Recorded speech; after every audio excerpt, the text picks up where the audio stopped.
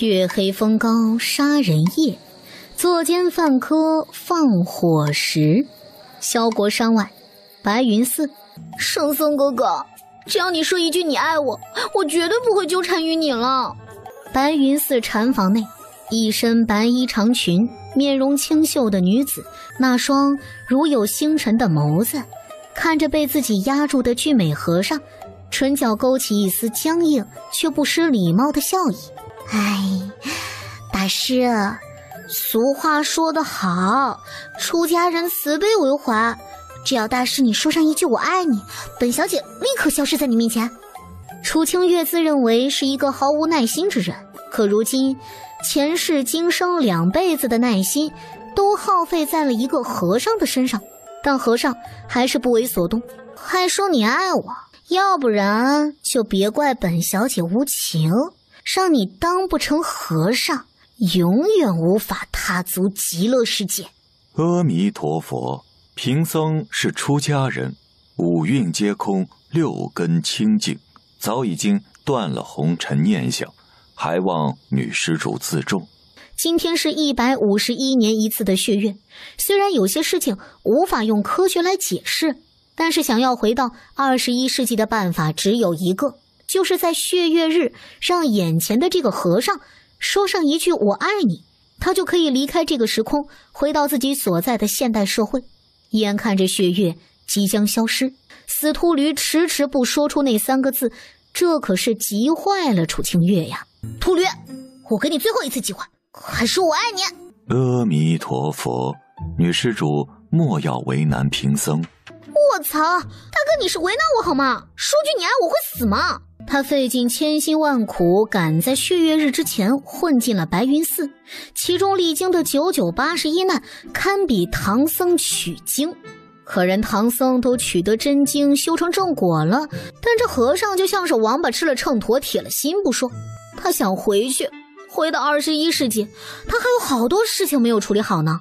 秃驴，不，大师，圣僧，佛祖，我想回家，求求你说一句我爱你。等我回家之后，逢年过节一定给你烧香上供，建一座庙祠都成。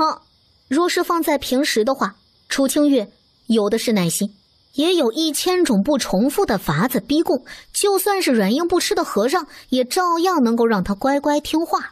可现在迫在眉睫，血月即将消失，若是和尚不开口说出那3个字，他将永永远远留在这个万恶的古代社会了。任凭楚清月威胁还是软磨撒娇，绝口不提我爱你。空气中一丝丝香甜的味道，混杂着香烛焚燃的气息，越发浓烈地弥漫着。压在和尚身上的楚清月轻轻嗅着，秀眉微微一皱，阴香木的味道。闻到阴香木气息的楚清月暗叫不好，这种药草的作用大多出现在青楼之中，强迫一些不听话的女子失魂入幻，而后发生什么自然就不用多说了。即便吸入一点点，也会让人不由自主地深陷其中。但这种淫邪的东西怎么会出现在寺院里，出现在一个和尚的房间中？和尚，你房间里怎么会有阴香木的味道？当即楚清月想要从美和尚的身上起身逃离，谁知刚刚准备转身呢，一只大手便是抓住了他的脚踝，顺着力道反将其压住了。送上门来的食物，贫僧便不客气了。被压住的楚清月越是挣扎，彼此2人之间的气息越是暧昧到无法形容，还未来得及开口说话呢，就被狠狠地吻住了双唇。最终在阴香木的作用之下，2人的需求战胜了理智。夜半，一道白衣少女的身影鬼鬼祟祟地从白云寺后山溜走。临走之前，楚清月半眯着凤眸，怒视着白云寺的方向。妈了个巴子的死秃驴，等老娘养精蓄锐之后，一定会把你大卸8块了喂狗，以解我心头之恨。恨呐，何其恨！本是要和尚说上一句我爱你，然后回到21世纪继续过他的逍遥日子。无论如何，他都没有想到，他非但没有在血月之日离开，还中了淫僧的圈套，把自己给搭进去了。150年一次的血月，错过了这次机会，就只能等到下一个150年。可那个时候的他早就是一堆白骨了。淫僧，死秃驴，你丫给老娘等着！5年之后，萧国一条官道上，一辆马车由北向南行驶着，赶车的白衣女子不是别人，正是消失在萧国5年的楚家大小姐楚清月。5年前，楚家大小姐无端消失，即便楚家家主耗费大量的人力物力，也不得寻果。世人都道楚清月被贼掳走，早就化作了一滩白骨，毫无生还的可能性。可偏偏5年之后，楚清月重新踏足萧国国都，即便他自己也十分不情愿。可今年是原主身体母亲的10年的忌日，也是原主生父的40寿辰，不得不回。像他堂堂21世纪法医学精英，竟然穿越到古代社会，一活便是5年，何其悲哀呀！娘亲，我们是要进城找爹爹吗？天泽、灵儿，还记得娘亲和你们说过的话吗？那天阳光正好，风很大，你们的爹走得很安详，家属们都很坚强地忍着眼泪，甚至有人笑出了声。为了欢送你们的爹爹去往西方极乐世界，娘亲亲自高歌一曲凉凉。只见你们的爹爹骨灰随风飘逸，自由飞翔。楚天泽和楚灵儿兄妹2人，你看我，我看你，虽不知道娘亲口中的凉凉是什么歌，可2个人精的小家伙知道，爹爹一定是做错了事儿，才让娘亲这般诅咒爹爹的，而且是很大很大的错事。娘亲，爹爹长啥样子啊？丑得不忍直视呢，全靠你娘我的优秀基因，才把你们兄妹2人生得这般的俊俏。清月，三王爷，时隔5年的时间，再一次看到当日奸污了您的女人，王爷心中作何感想呀？名叫纳兰锦的公子添了一把火，看热闹不嫌事儿大的说出了5年之前白云寺发生的惨案。5年前的血月之夜，当他们得知三王爷有危险之时，马不停蹄地赶往了白云寺，可到时却只看到了一丝不挂、昏迷不醒的三王爷，以及床上触目惊心的血迹。最初还以为三王爷受伤了呢，实际不然。这调查之下才知道，那个女子是萧国首富楚家的千金小姐楚清月，可人早就是不知去向，这一晃便是5年之后了。海城一事由纳兰锦全权负责，若有不妥，诛杀9族。王爷，纳兰一族就剩我自己了。他嘴贱个什么玩意儿啊！这回好了，被派去海城公干，这就是惹了如萧玉衡一般表里不一之人的下场。唉，不过比起这些，更让纳兰锦在意的则是楚清月。当初强了三王爷的楚清月无故消失，又在5年之后重新出现。打死楚清月，他也不会想到，他在白云寺推倒的和尚竟然是当今的三王爷。真正的期待，看来他要尽快处理好海城的事情，赶回都城。毕竟这场戏100年难得一遇，又怎么会少得了他呢？娘亲，我们不是去外公家吗？为什么要来客栈？白天外公要办寿宴嘛，一定会很忙的。等到晚上闲暇之后咱们再去，那样外公就可以多陪着天泽和灵儿玩耍了，对不对？楚清月的表情之真切，言语之诚恳，用词之准确，2人精也是没有多想别的。不是他吹啊，就以自家这俩崽儿高超的智商，但凡让他们看出了一些端倪，幼小的心灵绝对会备受打击的。他一个当娘的，当然不愿意看到这种情况了。如果他白天回到楚府，在众目睽睽之下带着一双儿女出现在楚家老头子的面前，老头子一定会兴奋过度，受不了这个刺激。万一驾鹤西游，寿宴变成了忌日，楚家那么多的财产继承起来也是挺麻烦的事情嘛。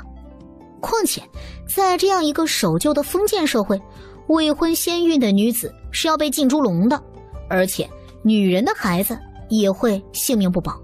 综上所述呢，晚上趁着夜黑风高悄咪咪地回到楚家，拜祭一下原主的生母，再与楚老头解释一下这5年来的情况，然后他便带着孩子彻底的离开萧国，再也不回来了。你说楚家老爷有名的大善人，怎么会奸淫杀害7名少女啊？真是想不通呀！谁说不是呢？大理寺侍卫啊，在楚家发现了那7名枉死的少女尸体，人证、物证、罪证呀都齐了，就算是真有冤情呀，也没地儿伸冤了。还伸冤个屁呀！1个时辰之后，楚家老爷在东市刑场就要被问斩了，除非大罗神仙降世。哎，不过我听说楚家这事儿呀，是被小人栽赃陷害的，还是和宫里面有关系啊？哎，宫里面有些人想要除掉富商楚家。小声点儿，这话都敢说出口，你不要命，我还要命呢。就是呀，我啥也没说。说者无意，听者有心呢。楚清月将2人的对话一字不落的听在耳中，最开始只以为是同名，但随着那话音一句句入耳，人物身份都对上了，2人口中的楚老爷不是楚天雄，还会是谁呀？楚天雄奸淫7名少女被抓，1个时辰后在东市刑场被咔嚓。楚老爷是大好人大善人呀，不会做出如此大逆不道之举，必然是被冤枉的。楚老爷为我们穷人做过很多好事，我相信楚老爷是清白的。切，谁知道楚天雄是不是当面好人背后畜生呀？官府的人都拿出了证据，难道衙门还能冤枉人不成呀？楚老爷，小的会让你走得痛快一些。刽子手自然是晓得这件案子的隐情的，他只是一个微不足道的刽子手，能做到的便是让楚老爷死得快一些，仅此而已。像我楚天雄这一生从未做过恶事，如今落到了被冤枉致死的地步，可悲呀，何其可悲呀！速问为夫对不起你，为夫无能，没找到清月呀。午时已到，行刑。刀下留人。根据萧国刑法第2章第30条规定，凡是受刑人家属对案件有异，官员必须要重新审理此案。我楚家嫡女楚清月申请翻案。哎，就是楚清月，那个消失了5年的楚家嫡女。楚清月怎么会突然间出现呀？一时间，整个刑场从死一般的沉寂瞬间炸开了锅。不认识楚清月的只当作他是来劫法场的，可认识楚清月再清楚不过他是何人。萧国东城的小恶霸，无恶不作的妻女霸男，下至3岁上至99都不放过的混世小魔王，吃喝嫖赌坑蒙拐骗偷的极品恶女，楚家嫡女楚清月是也。破坏行刑，当属大罪，将此女抓住，押入大牢，择日问罪。慢着，这位官爷，刚才的话我觉得我已经说得很明白了。我作为楚家嫡女，对父亲楚天雄一案抱有异议。根据萧国刑法第2章第30条规定，这件案子必须要重新审理才是。翻案，此次案件经过大理寺重重审理，早已定罪。楚天雄便是奸杀7名无辜少女的真凶，你一个女流之辈，何来异议？况且谁能证明你就是楚家嫡女楚清月？言外之意，谁知道站在众人面前的楚清月是不是他人假扮的？先不说一个消失了5年的人怎么会突然间出现在刑场，就算是真的是楚清月本人，今日楚天雄也定斩不赦。行刑官显然是不想给楚清月翻案的任何机会。大人，如果你不知道我是谁的话，我帮你问问不就成了吗？台下的朋友，用你们最热烈的声音告诉我，我的名字叫什么？楚清月。大声点儿，我听不到。楚清月。谁是楚清月？楚家嫡女，东城小恶霸，无恶不作的混世魔王。楚清月也没有想到，时隔5年的时间，萧国百姓们对他的怨念还是如此的深刻，也难怪记忆中的原主性子恶劣，糟糕的要命。如果给他兵马大权的话，他恐怕连皇帝都敢揍。不过话又说回来了，这群平民百姓都能认得出他是谁，他倒是要看看行刑官还能够说什么。大人，我可以翻案了吗？本官怎知这群刁民是不是你花钱雇佣的？来人，将此女给本官拖下去，若是反抗，杖毙致死，继续行刑。老夫即便是死，也不会让你们伤害清月一根汗毛。清月，快跑！三王爷到！下官见过三王爷。何事如此喧闹？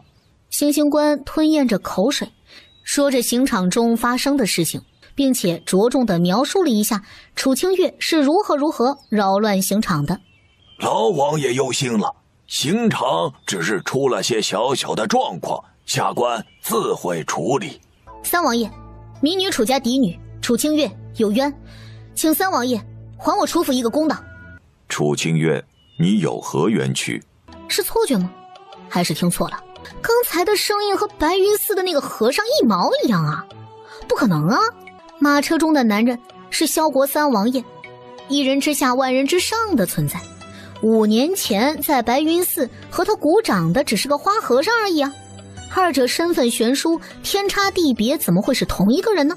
不会是同一个人的，应该只是声音太像罢了，这才让他一时间错了神。回王爷的话，民女楚家嫡女楚清月深知父亲不可能做出如此伤天害理之事，其中必然有冤，还望三王爷给楚家一个公道。公道，本官与你一再言明，楚天雄一案早已由大理寺彻查，世人皆知你父亲做出的种种禽兽不如的行径，若是不将楚天雄斩首示众，何以平复百姓民心呀？根据萧国刑法第2章第30条规定，凡受刑人家属对案件有异，官员必须要重新审理此案。我楚家嫡女楚清月申请翻查此案，3日期限，定会证明我父亲是清白的。三王爷，您是百姓心目之中刚正不阿、清正廉明、受人爱戴的好王爷，必然不会看着无辜百姓蒙冤，请三王爷给民女3日期限，让民女为父亲洗清冤案。正直不阿，清正廉明，直不直，清不清，他们是不知道，但这俩成语用在三王爷身上根本就不合适。自打5年前三王爷回到萧国都城，伴随着三王爷的那只有血腥和杀戮等等词语，隔3差5死个人已经是稀疏平常的事情了。在百姓的心目之中，三王爷萧玉衡就是行走的活阎王，走哪儿死人，他们可是爱戴不起，要人命的呀。本王便准了你3日期限，为楚天雄翻案。不过，你欠本王的这个人情，要如何偿还是好呀？三王爷大恩大德，民女铭记在心。若三王爷有什么事儿用得着民女的地方呢，民女一定刀山火海，万死不辞。好，那本王就期待着你口中所谓的刀山火海，万死不辞。老头儿，我知道你要问啥，这俩娃是我的崽儿，你的孙儿，你没看错，肤白貌美，气质好，深得咱们楚家的优良基因呢。楚清月先行开口，打破了死寂沉闷的气氛。他怎么会不知道楚天雄想要问什么呀？无非是他这5年的时间里面去了什么地方，这俩孩子又是怎么一回事儿等等。但现在没有时间说这些问题了，他只有3天的时间翻案。咱们先说案情，等我给你翻了案，你想知道啥我都一五一十的告诉你啊。老头儿，回忆一下你当初看到尸体时候的情景。他们的爹是谁呀？楚天雄并未说着与案件有关的信息，而是问着楚天泽和楚灵儿的亲生父亲是谁。女儿5年前突然失踪，杳无音信，即便是动用了楚家的人脉财力，都寻不得踪迹。5年之后又突然出现，楚清月身边还跟着2个小娃娃。作为父亲，他必须要知道这俩孩子的爹是谁，难不成就是拐走他女儿的罪魁祸首吗？一想到自己的女儿被人拐走，被囚禁在暗无天日的牢房之中，被人折磨，生下了孩子，5年后九死一生，终于逃离了魔掌，楚天雄的心便是紧紧地皱在一起，疼得不要不要的。5年前我只是想通了一些事情，想去云游一番，至于天泽和灵儿的爹，早就被人挫骨扬灰了。楚老头儿，咱们就只有3天的期限。我说过，你想问什么，3天后我一定会给你明确的答复。现在你只需要回答我的问题。清月，你答应爹不走了？哎，行啊，不走了。得到了楚清月敷衍的答复，楚天雄这才压下心中所有的疑问，回答着楚清月一开始问出来的问题。事情还要从2天前说起。当时楚天雄外出经商归来，听到花船上女子的呼救声音，便前去查看。谁知进入花船之后，被人一棒子敲晕，醒来的时候就被抓进了牢房之中，被当成了奸杀7名少女的凶手。来，让外公好好看看。告诉外公，你们叫什么名字呀？外公，我叫灵儿，楚灵儿，今年4岁了。不对，5岁了。孙儿楚天泽，见过外公。钟灵毓秀，物竞天择，好啊，好名字，不愧是我楚天雄的孙子孙女。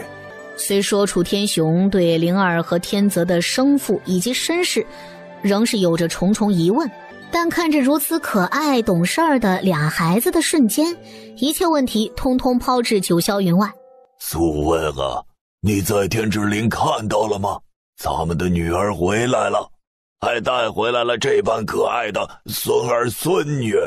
探监时间结束了啊！天牢重地，速速离开。守牢的狱卒示意楚清月赶快离开，这里是牢房，不是共享天伦之乐的地儿。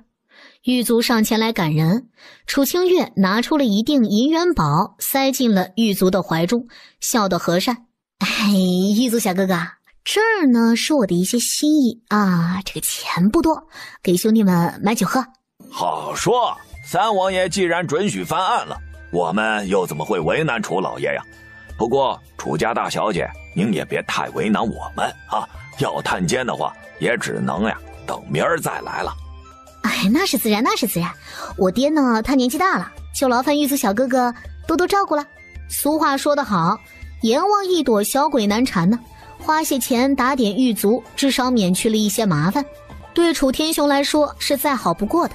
回王爷，楚清月已经离开了天牢，正步行前往楚府。皇兄可有什么动作？行刑官将刑场发生的事情上报给陛下，陛下已经派出人手彻查此事。王爷，属下有一事不明，斗胆请王爷解疑。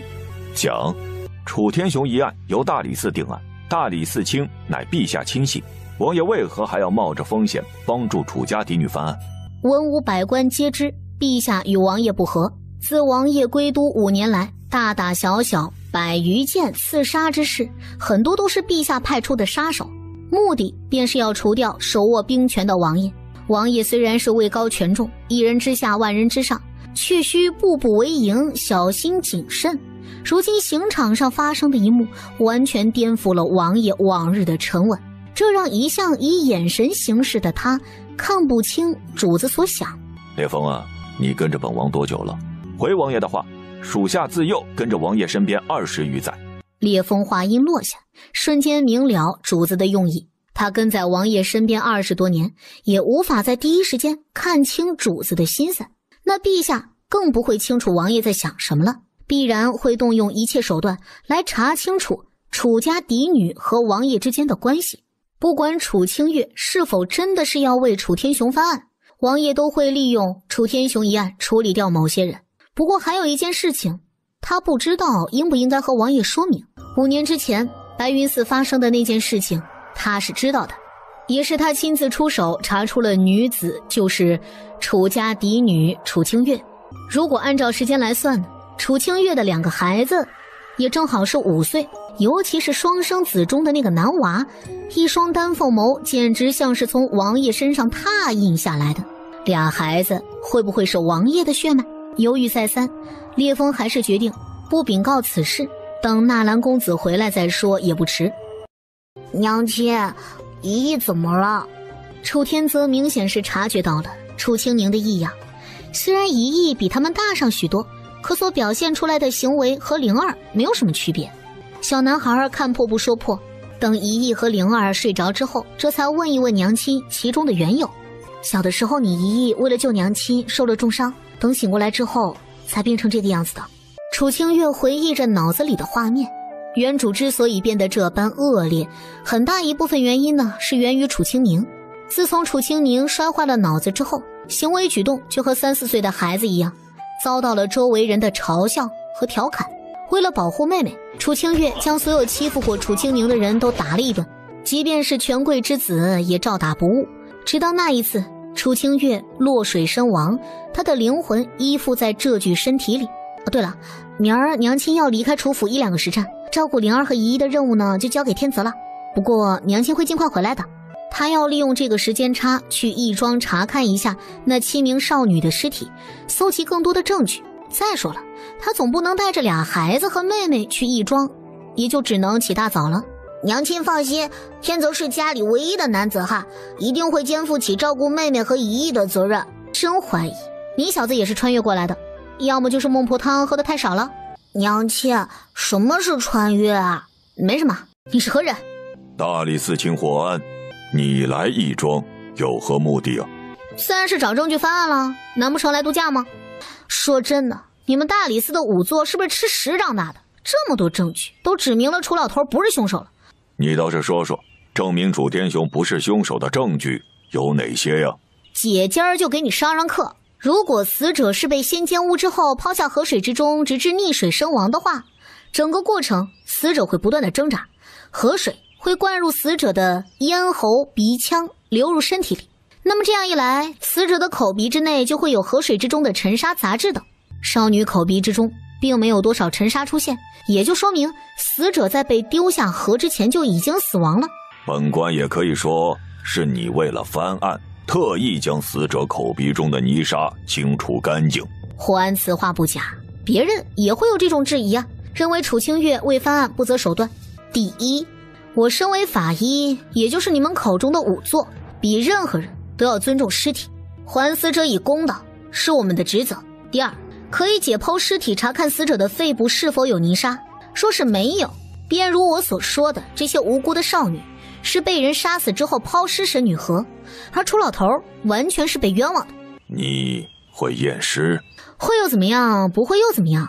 如此最好。好什么好啊？既然你想要为楚天雄翻案，且又擅长仵作之道，今日起便协助本官彻查此案，直至找到真正的杀人凶手。你脸咋那么大呢？你玉皇大帝啊，还是王母娘娘啊？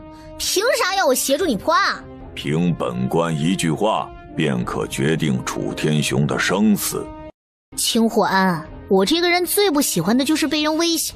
如果楚天雄有任何不测，我有1000种法子让你们大理寺陪葬，何况是你一个小小的侍卫。卿霍安，第一，本官大理寺卿霍安字长修，而非你口中的卿霍安。第二，本官身为大理寺卿，有权定罪楚天雄的生死。第三，如果你想为楚天雄翻案，只有与本官合作，找出真凶，否则楚天雄难逃一死。但楚家嫡女非但不予配合，甚至威胁本官性命，那本官也没有什么必要再彻查此案了，这就回禀陛下撤销翻案。霍大人是吧？啊，刚才呢，我是在和大人开玩笑呢。哎呀，你瞅你那个损色，咋还当真了呢？瞅瞅，哎，咱们霍大人啊，胸襟宽阔。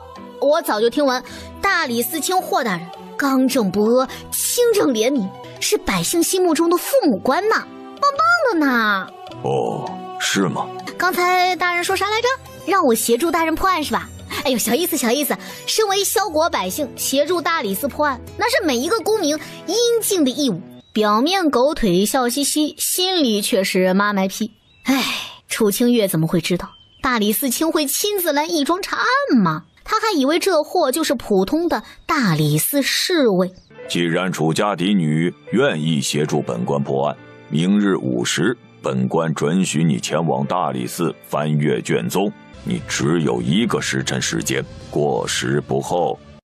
回王爷的话，楚家嫡女痛揍小侯爷一炷香的事件，侯爷府方才来人，将昏迷不醒的小侯爷抬了回去。烈风将楚清月离开楚家，前往义庄遇见霍安，直至回到楚家门前，痛揍刘禹安的事情清清楚楚地描述了一遍。王爷，霍安怎么会去义庄？霍安身为大理寺卿，验尸这活儿完全可以交给仵作，没有必要亲自前往义庄检查7具女尸。可偏偏楚清月到了义庄后不久，霍安也出现了。蓦地，烈风明白了其中缘由。霍安是皇帝的心腹，前日本要前往海城的王爷却是折回都城，并前往刑场准许楚清月翻案。在外人眼中，或许这并没有什么不妥的，但是在某些人眼中，一个消失了5年的女人竟是会让3王爷做出如此特别的举动，那必然是有必要探查一个究竟。霍安正是借着楚天雄一案，想要套取楚清月与王爷之间的种种，从而抓住王爷的把柄。这么一想，霍安去往义庄的理由也就能够说得通了。这几日多留意楚家的动向。是，王爷。娘亲，外公的案子疑点众多，为何大理寺视而不见？还能为啥？瞎呗，一个个都是深海大龙虾，又龙又虾。要是不瞎，能看不到这么多证明楚天雄无罪的证据吗？就连5岁的楚天泽都能看得出来楚天雄案件的诸多疑点，但偏偏此案错判。若是楚清月晚一步的话，楚天雄就身首异处了。儿子，娘亲告诉你一个道理，有时候眼见不一定为……楚清月正打算给儿子灌输为人处事的道理，谁知身后一道声音响起来：既然楚家大小姐觉得眼见不一定为实，那本官想知道何为实，何为虚呢？霍大人什么时候来的？就在楚大小姐骂我们大理寺的人又聋又瞎的时候，本官便出现在卷宗室一盏茶的时间了。楚大小姐是把卷宗室当成自己家了吗？卷宗室里面的每一个卷宗都是萧国的机密要案，本官准许你一人进来翻阅卷宗，已经是法外开恩的事情了。如今你携带幼子擅自闯入，若是破坏了卷宗，本官要治你何罪呢？楚天泽见过大人，方才是晚辈不小心碰掉了卷轴，便捡起来翻看了些许，但卷轴中所记载的案件证词漏洞百出，晚辈也就没有看下去的欲望了，便将那一份奴务凶杀案的卷轴归其原位，并未有任何的破坏，大人可详细的检查一二。小小的人儿字字严谨，并且嘲讽了一番。霍安皱着剑眉，眉宇间隐藏着一丝丝的不悦。天泽只是一个5岁的孩童，识文断字屈指可数，更不会泄露萧国机密。既然大人有事，晚辈不打扰大人和娘亲断案。话音落下，小小的身影转头就走，大约是半分钟的时间，霍安这才将目光从楚天泽的身上移开来。你确定他只有5岁？不然呢？怎么着？霍大人难不成还要和一个5岁的孩子过不去吗？楚清月笑着，一脸鄙夷的表情看得霍安直窝火。起初只是有一些怀疑，但现在霍安是越发觉得楚天泽这个孩子像那个人，特别的像。我兄长怎么样了？这个嘛，找个好点的坟地埋了吧，来年春天坟头草就能和你一样高了。娘亲，你都多大了，还吓唬一个小孩子？好玩嘛！哎，行了，你带他去换件衣服吧，这货药劲过了才能行呢。被儿子鄙视着的楚清月撇了撇嘴，自家孩子不舍得祸害别人家的孩子咋了？天泽小友，灵儿姑娘，在下蓝思年，今年7岁了。思年哥哥，到底发生了什么事情啊？你和你哥哥怎么全身都是血啊？事情是这个样子的，3只小家伙围坐在石桌旁边，一边饮茶一边说着关于蓝家兄弟2人的遭遇，时不时的传来一声天泽小弟、思年兄长，并伴随着灵儿的一惊一乍的奶音回荡在院落之中。平均年龄6岁，楚天泽和蓝思年能够聊出60岁老年人的画面感，也真是没谁了。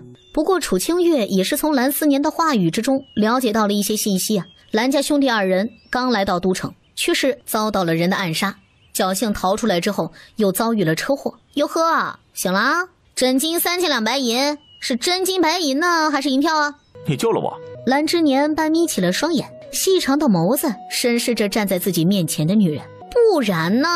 要不是聪明美丽风华绝代的我心地善良的救了你，你早就被南宫家的侍卫剁成肉泥，然后被野狗吃进肚子里头，拉出来变成一坨狗屎蛋儿了。楚清月，别以为你救了我就可以肆意的羞辱我。羞辱你？哎呦，我的老天爷啊！给你治伤，脱你衣服，看你的腹肌人鱼线，老娘是不是还要对你负责啊？不过话说回来，你这个身材，哎呀，脱衣有肉，穿衣显瘦啊！放心放心，我是不会告诉别人你兰家大少爷的身材有多好，皮肤有多白。楚清月，你无耻！哎呀，你至于吗？开个玩笑而已，气性这么大。你放心，就算你兰之年倒贴，老娘也不稀罕。你又不是老娘喜欢的那种菜。为了避免兰之年被气到失血过多而死，楚清月明智地选择离开了房间，吃喝拉撒睡都由兰思年来负责。他可不想3000枕金泡汤，还要搭上什么丧葬费，得不偿失嘛。入夜，楚清月等人睡熟之后，在兰家侍卫的护送下，兰之年、兰思年两兄弟已经是离开了萧国都城。禀王爷，兰家侍卫出现在楚府，将兰之年、兰思年兄弟二人接走。烈风如实地禀告着楚府的动态。这是兰之年写给楚清月的信。兰之年在离开楚府之前留下了一封书信，烈风不清楚信中写的是什么，但是觉得有必要将信拿回来给王爷查阅一番。信纸上写着兰之年的威胁：就算你看了我的身体，本少主也是你得不到的人。一日，娘亲，思年哥哥不见了呀！整个楚家都找遍了，也不见兰之年和兰思年哥哥。楚灵儿有点郁闷，他还想让思年哥哥继续说故事给他听呢。兰家的人把他们给接回家了，灵儿不用担心啊，加上你姨姨，咱们去大理寺。好吧，我去叫姨姨。灵儿嘟着嘴，叹着一小口气，也只能下次见面再让思年哥哥说故事了。娘亲，你是不是又要说脏话啊？儿子，你说啊，这俩兄弟干的是人事吗？老娘费劲巴力的救了他们的性命，结果走得悄无声息，钱都不给一分啊！对于兰家的事情，楚清月还是知道一些的。神剑山庄江湖上1顶1的存在，也是10大世家上3家的家族之一。可就算是皇帝老子治病，那也得给钱呢。够日的兰之年，楚清月并不知晓，兰之年留下了银票，只不过那一封装着银票的信封一同被某个王爷给截获了。楚大小姐，当我大理寺是育儿所吗？哎呀呀呀呀呀呀！瞧您这话说的，霍大人呢是百姓心目之中的好官，一身正气，人又善良，专为百姓解决困难。民女只是把天泽灵儿、青宁暂且安置在卷宗室1个时辰就好。不，多谢大人。天泽灵儿、青宁，你们要乖乖听话，等着娘亲哟。没给霍安开口说完话的机会，楚清月一个闪身消失在远处，只留下霍安与楚天泽等人大眼儿瞪小眼儿，气氛一时间尴尬的要命。面对着3道目光，霍安拧着眉头，他该说楚清月缺心眼儿呢，还是单纯到蠢，将孩子和妹妹随随便便的扔给他，就不怕他对这3个人不利吗？晚辈见过霍大人，晚辈与姨姨和妹妹不会打扰到大人的，霍大人忙自己的事情便可。灵儿也是扬起一张甜甜的笑脸，奶声奶气地叫着叔叔。前一秒还在怄气的霍安，下一秒便被灵儿可爱的小梨窝攻破了。若不是顾忌着自己的人设，霍安定然会上前伸手揉捏着楚灵儿的脸蛋。没想到如楚清月这般恶劣的女子，竟然能够生出如此精致可爱的小娃娃来。不许打扰本官，否则将你们丢入天牢，发配边疆。他与3王爷和陛下是自小便一起在皇家私塾上学的，那个时候的一切与现在不同，没有生死利益，有的只是单纯的友谊。霍安的思绪渐渐回归到现实，幼时萧玉衡的脸与眼前楚天泽的脸几乎是重合在一起。楚天泽是楚清月的儿子，3王爷萧玉衡并未娶妻生子，若说没有关系的话，2个人长得如此相像，未免也太巧合了。若是有关系的话，楚清月和3王爷之间究竟有什么我们不知道的事情呢？老头儿，到底是谁要害你啊？楚家有啥宝贝值得他费尽心思也要将你给铲除的？楚天雄他清楚大女儿的性格，但是这件事情还不是说的时候，否则的话会给清月母子3人带来危险的。清月呀，爹想知道你这5年都去了哪里呀？为何不回家呀？楚老头儿，自打我来牢房开始，你就已经问了第18次了。不对，现在是第19次，明儿是你翻案的日子了，咱爷俩先讨论讨论案情成吗？我翻看了大理寺的卷宗，发现了2个更夫老者的证词对你十分不利，咱们先对一对口供，等到明儿上公堂了不至于懵逼啊。清月呀，你答应爹，等出去之后一定要告诉爹这5年来的事情呀。老头儿，你要是再敢磨叽，我直接带着孩子离开了。好，爹不磨叽，爹说。被楚清月恐吓着，楚天雄这才乖乖的配合。父女2人对着证词，以便明日公堂之上不会出差错。诸位应该都知晓我爹爹和7名少女之间的案件关系，2名老者也做了证词，证明当日确实是我爹爹在花船作案，并且将7名少女扔下河溺死。我先来说说几个疑点。第一，人活着被推下河的时候是会挣扎的，泥沙势必会进入到人的口鼻入肺部。我检查过了，7名少女口鼻之处的泥沙几乎是微乎其微，所以她们定然是死后被推入河中的。其二呢，正常人在晚上光线不足的情况下都难以看到10米外的事物。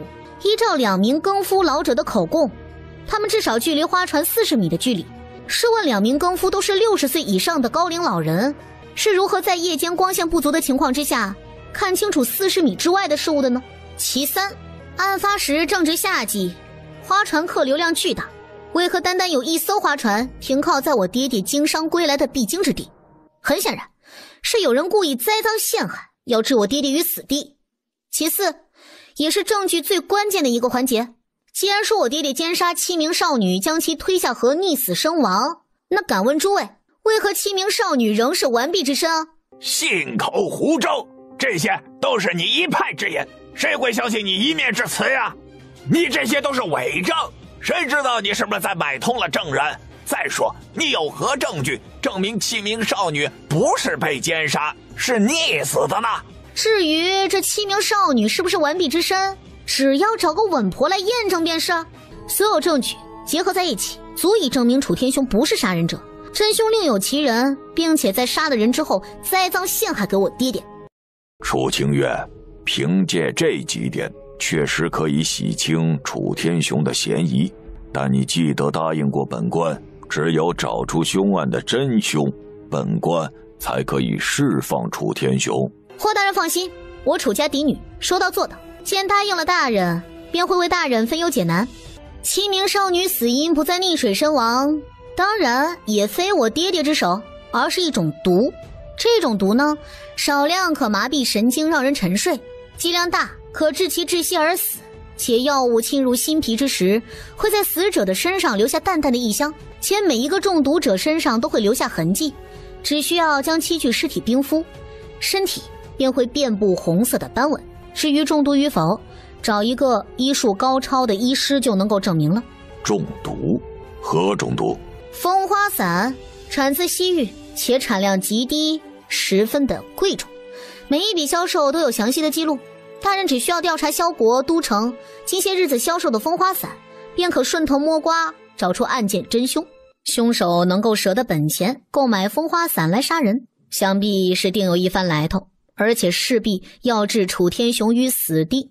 而且在说到风花散的时候，楚清月余光看到张子杰面色大惊，虽然极快的消散不见，可那眼神之中的惊慌却是无法掩盖的，这让他有些不解。难不成张子杰早就知道风花散的存在，只是认为他找不出这个证据？根据楚清月提供的线索，1个时辰的时间，大理寺以最快的效率搜集着关于萧国都城风花散买卖的详细记录，其中并无楚天雄的名字，并且所有的矛头都指向了与楚家一直敌对的商贾之家张家。最有意思的是，公堂上为7名孤女申冤的壮师张子杰便是张家之人，而在大理寺侍卫收集到证据之后，张家人送了一封信来。张子杰在看到信后，眼中慌乱的神色转变为面如死灰。王爷，大理寺已经结案，楚天雄当堂无罪释放。烈风禀告着楚清月的动态，将公堂上的一举一动详细的描述得清清楚楚。张家真凶已经伏法认罪，不过幕后之人仍逍遥法外。老头儿，你还记得我跟你提过的血愿吗？楚清月并未和楚天雄说起5年前白云寺那一晚上发生的事儿，只是说在白云寺悟通了道法，深感这些年做过的错事儿，便打算做一个苦行僧人，一边为父亲和妹妹求福，一边洗去曾经犯下的恶行因果。在苦行的道路上，他遇到了一个男人，二人相爱，并且生下了天泽和灵儿。可水火无情，那男人被烧成了灰。正巧当天刮大风，把男人的骨灰都给吹散了。于是乎，他便带着一双儿女继续游荡，到了漠北。随后几年的生活，便是定居在了漠北。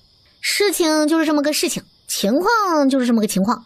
这不，我娘亲的忌日和你的生辰快到了嘛，我就带着天泽和灵儿回来看望您二老啦。去佛家的地儿悟道，你这个境界呀，怕是连修得大乘佛法的慧通大师都不及一分呀。织女莫若父，楚清月是他一手拉扯大的，放个屁都知道几声响。清月呀，爹只想知道一件事情，天泽和灵儿的爹是谁呀？爹，我一个人能够好好的抚养天泽和灵儿，就像当年娘亲走了之后，你一个人劳心劳力的照顾我和清明。他总不能说5年前血月之夜，他去白云寺逼迫一个和尚说爱他，然后那奸诈的和尚竟然用阴香木来害他，二人就为爱鼓掌的荒唐事情吧。天泽和灵儿确确实实是和尚的孩子，但是他可不想让自己的女儿和儿子知道他们的和尚爹是如此卑鄙的一个小人呢。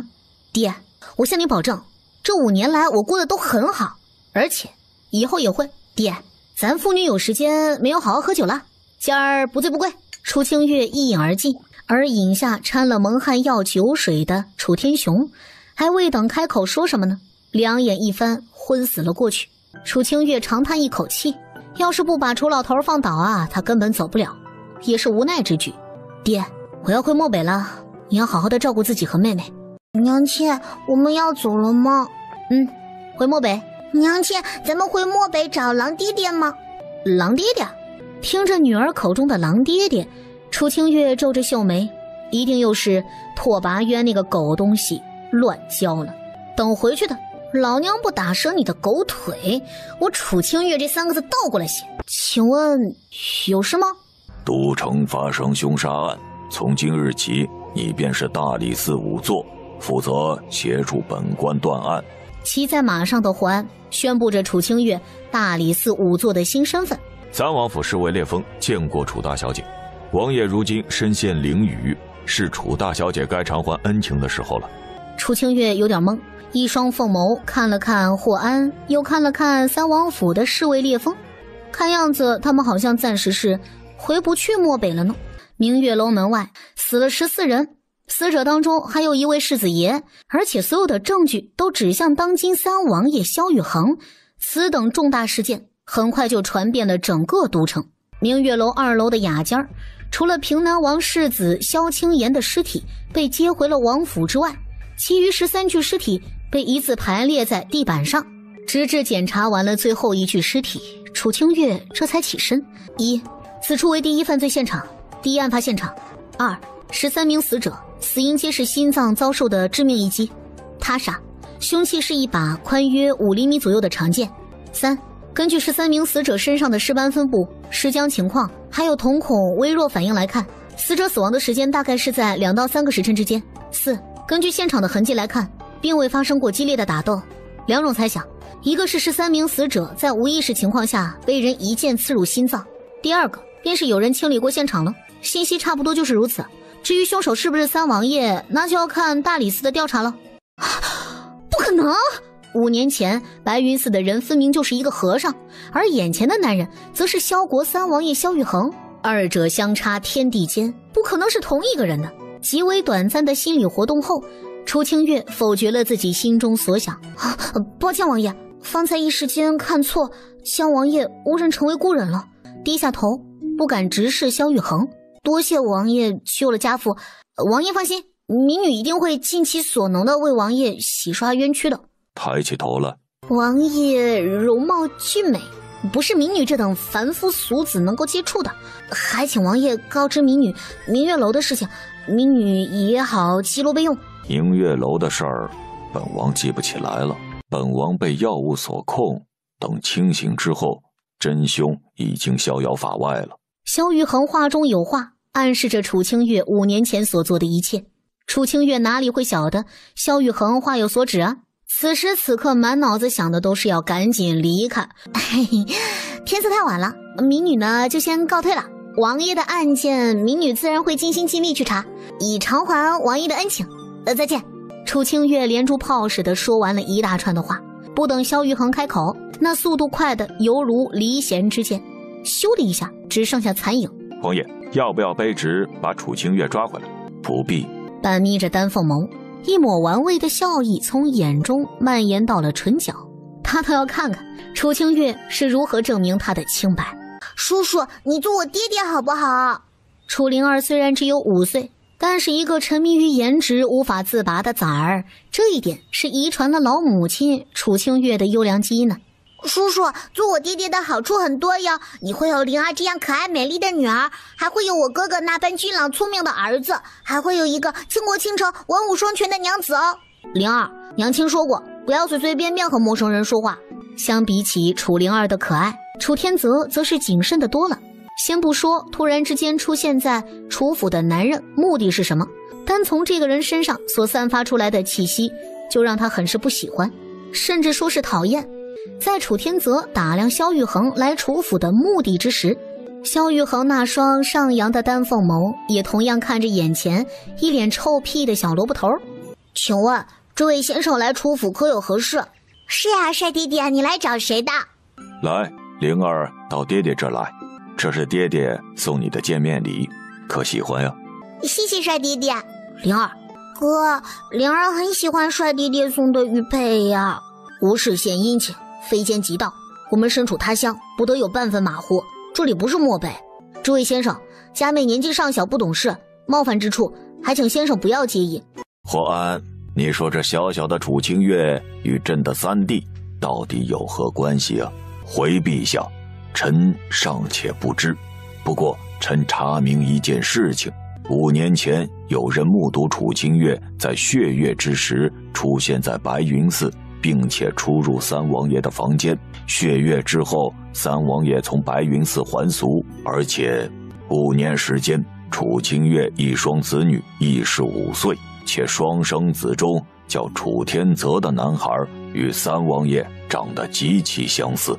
朕有些迫不及待的想要让三弟一家团圆了。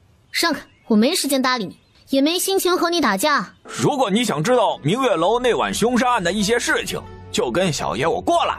刘宇安在看了楚清月小片刻之后，侧身下马，来到了路边的一个胡同巷子，等着楚清月。将信将疑的楚清月也是下了马车，来到了胡同。你知道明月楼凶杀案的真相？小爷什么时候说知道真相呀？三王爷和平南王的事情牵扯甚广，只有呀你这种没钱没权又丑的女人才会傻呵呵地掺和一脚。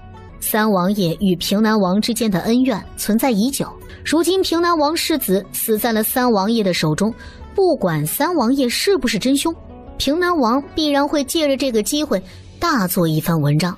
真不懂楚清月有什么本事要替三王爷翻案，有话直说，有屁就放。说就说，小爷还怕你不成？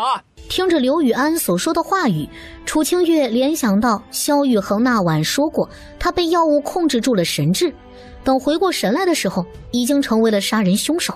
后来小爷就喝多了，被送回侯爷府了。小爷再告诉你一件事情，平南王府的世子萧清言本来就身患重病，时日无多。小爷猜想着会不会是平南王想扳倒三王爷，故意让儿子送死，或者就是他杀了自己的儿子，栽赃给三王爷的。为什么要帮我？众所周知，他和刘禹安不共戴天，一个是东城恶霸，一个是西城恶霸，水火不容。如今这货却是主动投敌，告诉他关于明月楼凶杀案的信息，不得不让人多想。帮你？别开玩笑了，小爷呀，只是不想你死在别人手中。记住，只有我柳于安才能打败你。楚清月看着消失在视线之中的刘禹安，这人虽然是个纨绔子弟，但是三观还不至于扭曲到无药可救的地步。王爷，楚清月5年前消失，回来之时身边带着一双儿女，双生子中天泽又与您长得十分相似，有没有可能那一对双生子是您的子嗣？楚清月，你不仅害得本王失了身，还拐走了本王的子嗣，真是好大的胆子！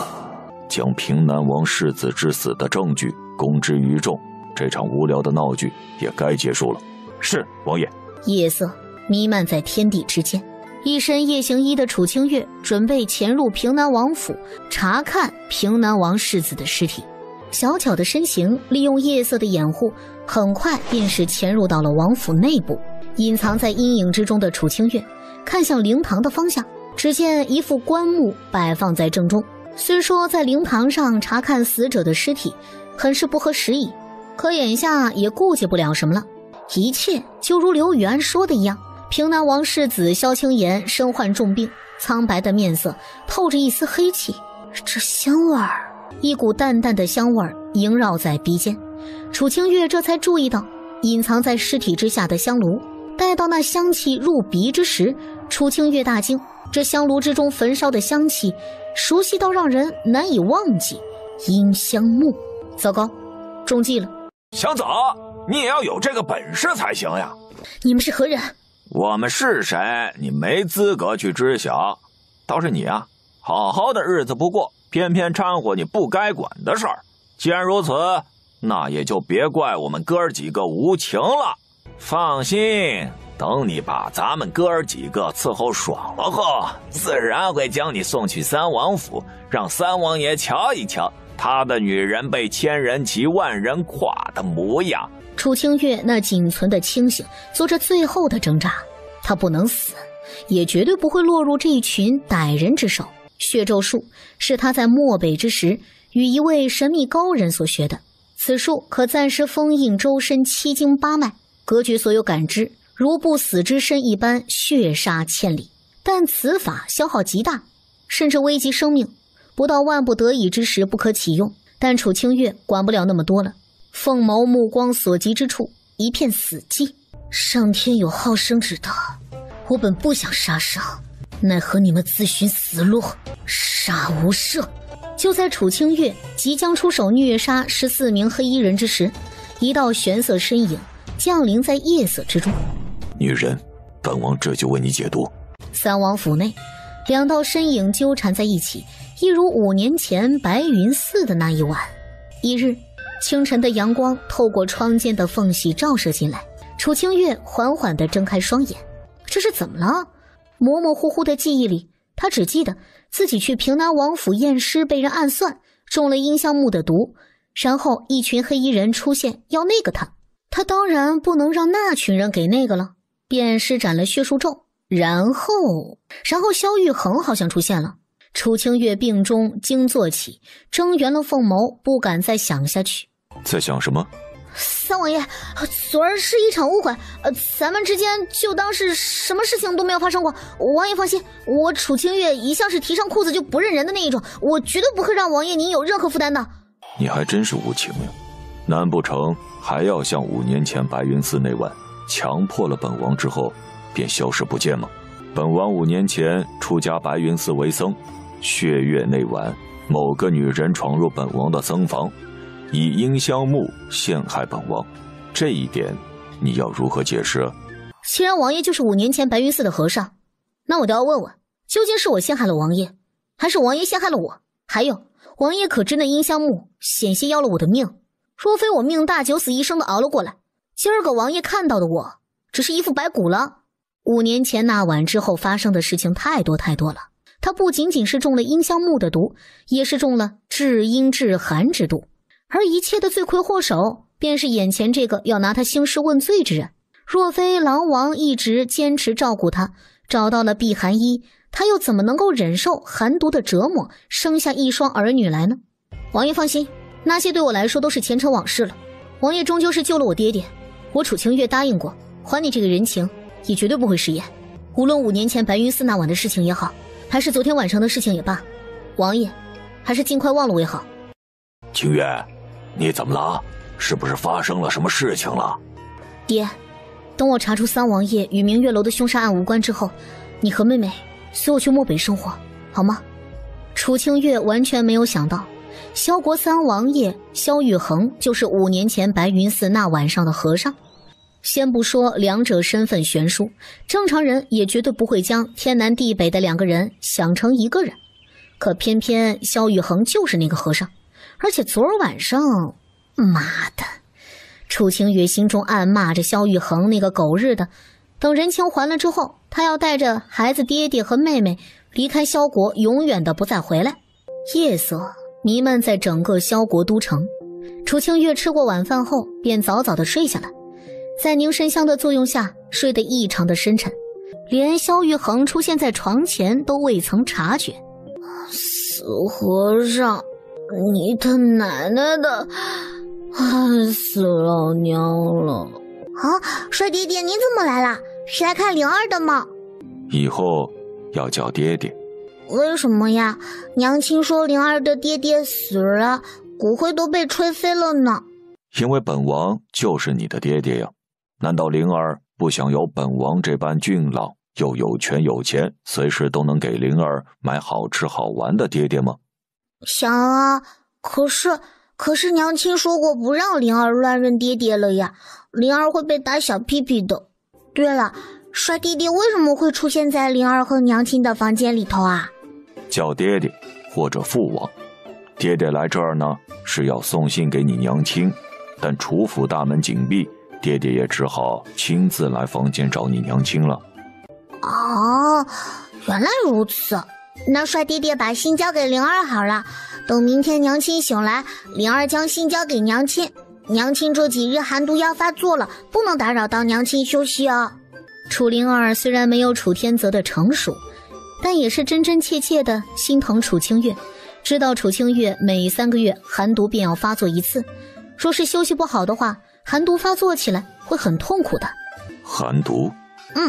狼爹爹说娘亲5年前中了寒毒，只有穿着避寒衣才能够缓解。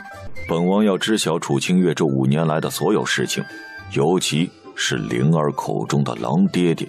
是，卑职这就命人去查。1日，狗日的！娘亲，还没等楚清月骂出口呢，楚天泽摇了摇头，纠正着楚清月在灵儿面前骂人的习惯。知道了，不骂脏话就是了。灵儿，萧玉衡还跟你说什么了？灵儿想想哈。楚灵儿回忆着昨儿晚上的画面，说着他和萧玉衡之间的对话，气得更是让楚清月炸毛。萧玉衡，我法克你18辈祖宗呢，竟然有脸让灵儿叫你爹爹，我爹你娘了个腿儿！三王爷，本王知你生性残暴，可我儿是无辜的，你为何下此等毒手？平南王，您说话要有证据，可有谁亲眼看到王爷动手杀了世子？空口白牙栽赃陷害的事情，您又不是没有干过。世人皆知平南王和三王爷有隔阂，身为长辈却处处陷害三王爷。要不是王爷惦念着旧情，平南王府早就已经不存在在这个世上了。放肆！本王说话岂容你一个小小侍卫插嘴？今儿就算是天神下凡，也改变不了萧玉衡杀我儿一事。天神下凡不下凡我不知道，但我可以用证据来告诉平南王一件事情：你儿子以及13名无辜之人的死与三王爷没有丝毫关系。来者何人？我是你子欲养而亲不待的母亲，换言之4个字，我是你妈。楚清月，公堂之上不可乱语。都知道我是谁了，你还问？平南王，据我所知，你儿子本就身患重病，命不久矣，随时死掉都是常人所知之事。那我来问上一句，作为父亲，你应该清楚自己儿子的身体状况，绝对不可饮酒，可对？是又如何？况且你有什么资格与本王说话？凭什么？就凭我是大理寺仵作啊！就凭我检查了你儿子的尸体，掌握了整个案件最为重要的证据。信口开河！我儿昨晚上就已经下葬了，就算你是大理寺的仵作，又如何呀？难不成还掘坟挖尸不成？公堂岂是你这种妇人胡闹儿戏之地呀？我呀，不仅掘坟挖尸，还将平南王世子的尸体解剖了。什么心呐、肝呐、脾呀、肺呀、肾呐、肠子呀，都在这里呢。您瞧瞧，少了什么呢？你胡扯！休想骗本王！骗你？难道是说我挖错了坟？不是北郊山上第3棵树下的那个坟吗？可那石碑上明明写着萧清言3个字啊！你竟然敢掘我儿坟，挖我儿的尸！哎，淡定，先别着急嘛，听我说完。众所周知，平南王世子身患顽疾，命不久矣，且滴酒不能沾，否则便会引发病症。若没有药物及时治疗的话，随时都会丧命。明月楼案件发生之时，平南王世子便已经被人强行灌下了烈酒。诸位来看，这又有何干系？有何理由能证明不是他人所为？平南王世子的病情属于是心脏顽疾，加之饮酒会使得心脏迅速扩张，所以看上去心脏会比寻常人的心脏要大上些许。再加之平南王世子被灌入酒水之后没多久便猝死，酒水滞留在胃部肠道，来闻一闻，除了臭味，依稀还可以闻到酒香。而且整个案件最为重要的证据就是在大理寺，霍大人应该记得案发现场的一个小酒壶吧？说是我没有猜错的话呢，那可是陛下御赐给平南王的酒壶，全国限量发售，仅此一个。而且当日我在案发现场的时候发现了一种烈性蒙汗药，应该就是迷晕了3王爷的幕后黑手不小心留下来的。当然你们现在去看的话，在椅子缝隙之中还会发现些许的证据。儿呀，我可怜的儿呀，究竟是谁杀了你呀？你托梦告诉父王，父王就算是粉身碎骨也要给你报仇雪恨。我的儿呀，是父王对不起你呀，让你死后被奸人掘坟挖尸。哎，行了行了，别他娘的好了，报够了就还给我。平南王，你能不能把猪心猪肺都还给我？喜欢的话，猪肠子你自己留着做溜肥肠，也别客气，就当我送你的礼物啊。至于猪心猪肺，我还得还给杀猪的李大爷，现在这猪肉价还挺贵的，过了新鲜价，李大爷就不给我退钱了。楚清月挖坟掘尸了吗？显然是没有，除非必要之时，否则这种损阴德的事情他还做不出来。这些内脏都是与人相似的小猪内脏，他就是炸了平南王怎么着啊？看着老不死的抱着猪的心肝，一边哭着一边叫着儿子，楚清月这心里头这叫一个爽啊！楚清月，本王杀了你！楚清月这一出算是个闹剧，但是证据已经实实在在的摆放在众人面前了。最终大理寺结案，萧玉衡无罪，杀了平南王世子以及13名无辜之人的真凶，是朝廷一直在通缉的杀手，偷了皇帝御赐的酒壶，栽赃陷害给3王爷，而后坐收渔翁之利。事情真相真是如此吗？楚清月也懒得去想，那是大理寺的事情，如今人情债已经还了，他也没有必要留在萧国了。王爷，欠你的人情我已经还清了，以后咱们俩互不相欠，互不认识，你走你的阳关道，我过我的独木桥，再也不见。你还欠本王一夜，记得偿还。玉阳山庄发生命案，与本官去现场查案。哎呀，还，老娘上辈子是不是欠了你的？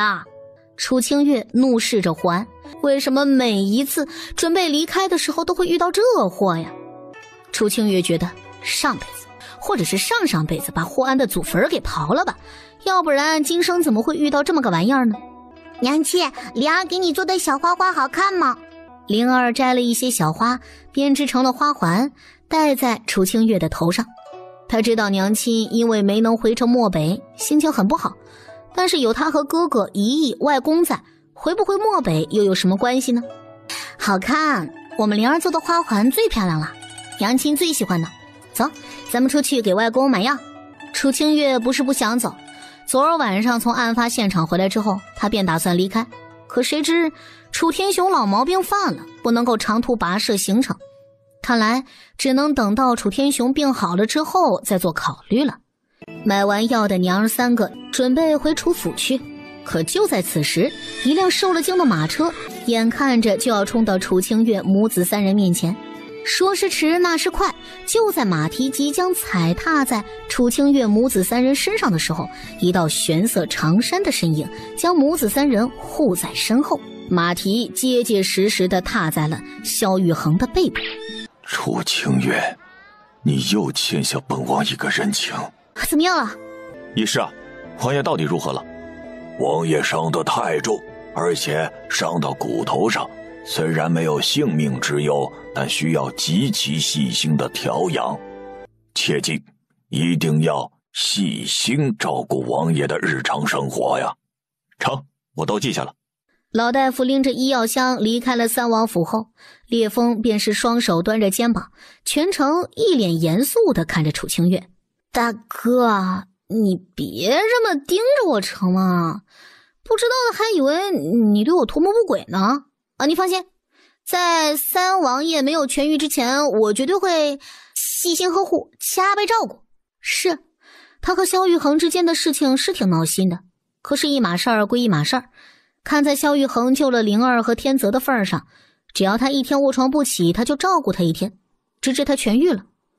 就算三王爷一辈子老死在床上，葬礼到此我都给三王爷安排的明明白白的，可以。得到楚清月的保证，烈风这才转身离开。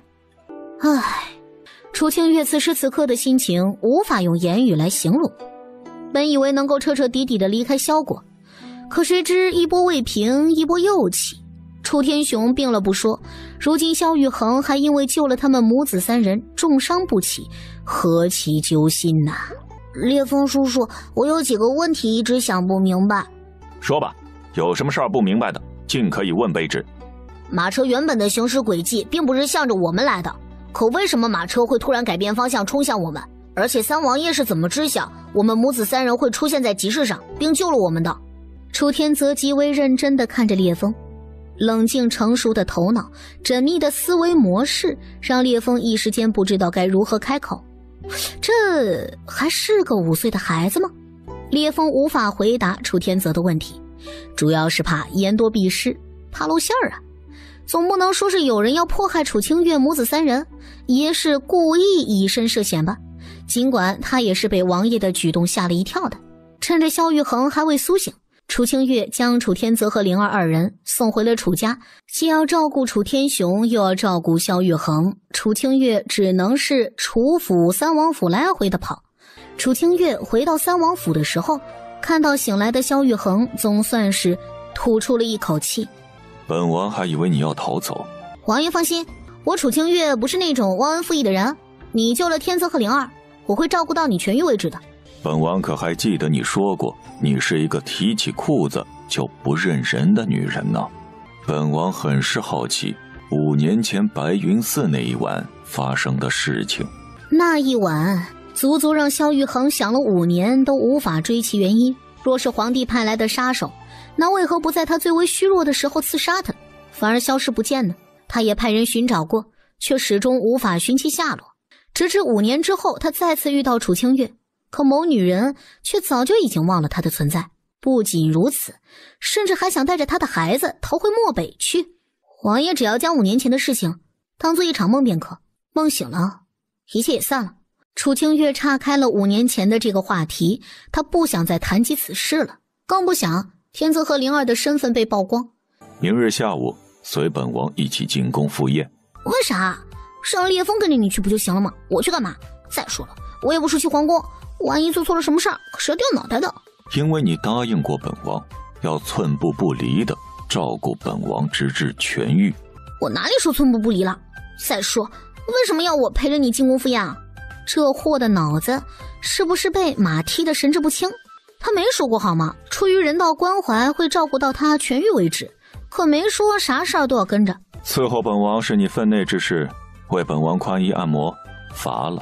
你是我天边最美的云彩，让我用心把你留下来。嘿，大撒嘿。有的人喝多了耍酒疯，有的人喝多了睡觉，但楚清月喝多了，既不耍酒疯，也不睡觉。他喜欢拉着人聊天，天南地北的胡扯。萧雨恒，5年前，你个狗日的，可是害惨了我。你呀知道吗？老娘5年前本来就应该回家的，你本来只要说上一声爱我，我就可以彻彻底底的离开这里的。没想到你这个狗秃驴竟然用音响木害我，非但如此，还将知音的寒毒转嫁到了我身上。不哭了。你他娘的，你知道我他妈的生天泽和灵儿的时候正是寒毒发作之时，要不是他娘的咬着牙熬了过去，今天你他娘的看到的就是一堆白骨。我他娘前世到底造了什么狗日的孽，倒霉的遇到了你。口吐芬芳的楚清月一边哭着一边吐槽着当时生产时候的九死一生，要不是上天怜悯，要不是拓跋渊及时赶到的话，他们母子3人就真的不在人间了。是本王的错，本王不该怀疑你是皇兄派来刺杀本王的刺客。听到楚清月的困境，萧玉衡心生愧疚。当时在白云寺的那一晚，他身中寒毒，寒毒复发之时，楚清月闯入房间中，误以为是刺客，之后便有了接下来发生的一幕。但这一别就是5年之久，期间无法寻到楚清月的丝毫踪迹。萧玉衡，我他娘的告诉你啊，天泽和灵儿是我楚清月的崽儿，你就是贡献了一颗精子而已。你知道我的灵儿和天泽有多可爱吗？小小的，糯糯的，他们就是上天赐给我的礼物，是我这一生全部的希望。你他娘的要是敢跟我抢孩子，我就算是粉身碎骨也他娘的要杀了你。看着醉了酒的楚清月，时而哭时而笑，时而念念叨叨的模样，萧玉衡半眯着丹凤眸，深邃的眼眸之中似乎是在思量着什么一般。多谢三王爷送小女回来。爹爹，你把钱还我吧，一共是3920两白银。好好好，先回去休息，等你清醒了呀，爹再和你说钱的事儿。楚天雄搀扶着楚清月进入到楚府里，而一道小小的身影却始终站在大门前。楚天泽半眯着一双丹凤眸，目光甚是不善地看着萧玉衡。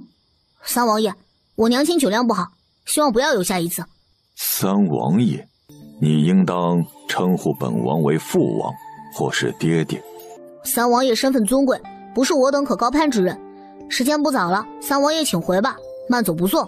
楚天泽不再给萧玉衡说话的机会，转身进入到了楚府，并且将大门严严实实地关合起来。一系列的举动干脆利落。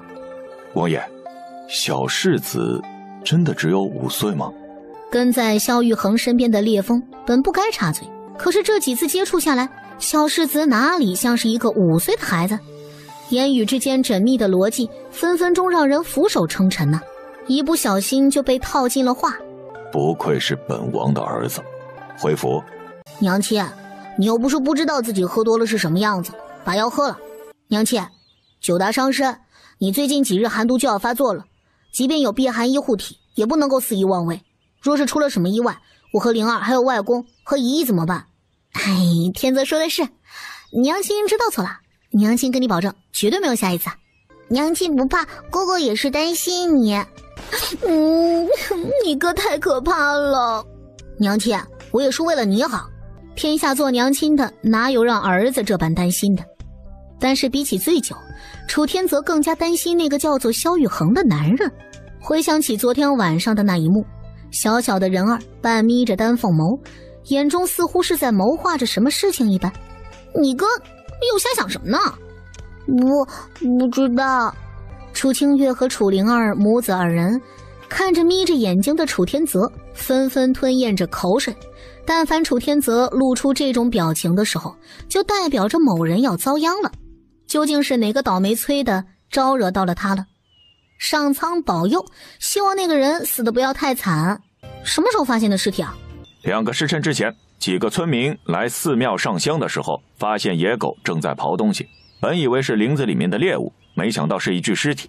这已经不是第1起案件了，在此之前的1个月中，已经有4人相继遇害，这个人是第5个被害者。可看出了什么？第一现场被破坏，尸体被移动过，初步判断，这里不是第一案发现场。根据周围的环境，从尸体尸斑和尸僵程度上来看，死者至少死亡了5个时辰以上。死者年龄大约是在28到35岁之间，男性。初步判断为后脑受钝器击打，流血过多而死。楚清月给出最基本的判断，凤眸环视着四周，最后落在了霍安的身上。如果想让我验尸，有一个要求，绝对不可以破坏案发现场的每一个证据，明白？好。给我钱。干什么？买桂花糕啊！萧玉恒那个王八蛋要吃桂花糕，你把老娘花了15两银子买过来的桂花糕全部都给弄碎了。可霍安以及在场的大理寺侍卫凑了半天，也只凑了3两银子，远远不到15两的数额，被楚清月好一顿的嫌弃。你们咋这么穷啊？没到发俸禄的日子呢，凑合用吧。霍安老脸一红，一来他们大理寺一向是清正廉明，没多少油水；二来呢是他们出来办案的，又不是来游山玩水的，自然不会带出来太多的钱了。再说了，剩余的钱都是要留着存起来娶媳妇儿用的，可不敢乱花。女儿啊，这段时间累坏了吧？又要照顾我们，又要去丧王府，还要帮大理寺验尸。不累，有爹帮我照看着灵儿和天泽，还有妹妹在身边，咱们一家人在一起就好。楚清月温馨地笑着。前世的她渴望家庭，渴望亲人，渴望分享，但无论做什么事情都是形单影只的，即便是走到生命尽头，仍然是孤身一人。今生的她有儿有女，有了父母，有了妹妹，有了这一份难以割舍的血脉亲情。老头儿，你可曾怪我消失了5年？你是爹的女儿，一家人哪有什么怪不怪的？只要能看到你平安，看到天泽、灵儿、清宁健康喜乐，爹呀就知足了。既然如此，您是不是也要和我说实话了？张家为什么要陷害楚家？仅仅是为了商业竞争？显然是不可能的。明明那么多的证据摆在眼前，为何大理寺视而不见？大理寺隶属于皇帝所管辖的直系势力，张家就算是再有钱，手也触及不到大理寺的头上啊。清月呀，你真的长大了，但有些事情啊，爹爹现在不能告诉你。若你相信爹爹呀，暂且不要问。暂且是多久？给我一个具体时间。或是3个月，或许是半年。如果那时候爹爹还活着的话，一定将所有的事情告诉你。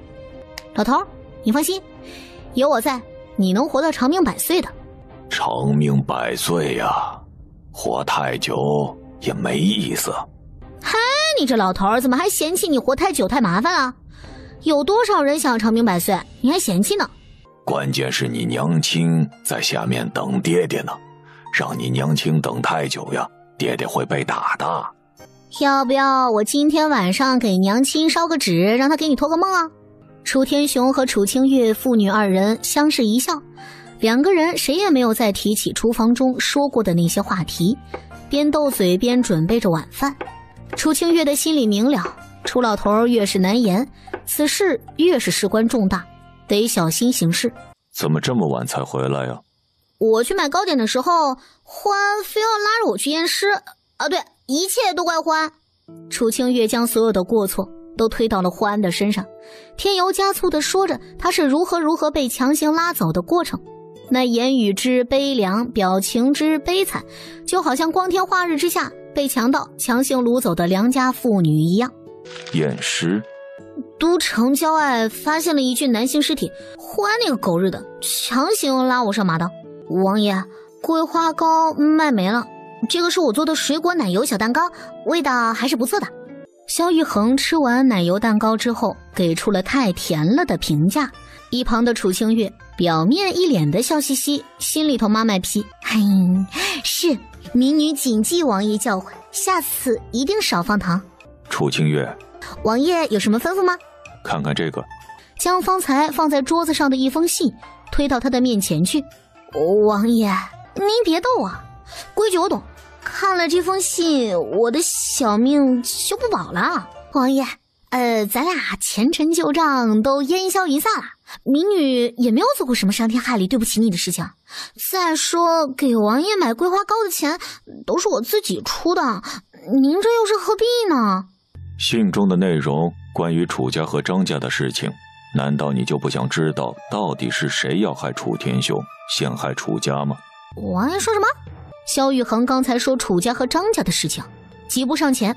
楚清月拆开桌案上的信封，看着白纸黑字上所写的信息，一双秀眉逐渐拧在了一起。王爷，信中内容可属实？信纸上写着楚天雄一案的经过，从7名孤女被张家下药致死扔到了花船上，到楚天雄经商归来被陷害押入天牢，直至大理寺仵作被买通串供，再到楚天雄被一审判决死刑。若是他没有在这个时候回来的话呢，那楚天雄便已经成为一具身首异处的尸体了。楚清月，你可知幕后真凶为何要针对楚天雄？该我知道的我一定会知道，不该我知道的，就算是我想问王爷也不会说呀。本王该夸你聪明，还是该说你奸诈呀？王爷是笑了，我楚清月只是一个贪生怕死的凡夫俗子，聪明狡诈这几个字与我无关。还有，恭喜王爷康复。康复？本王仍然觉得全身疼痛难忍。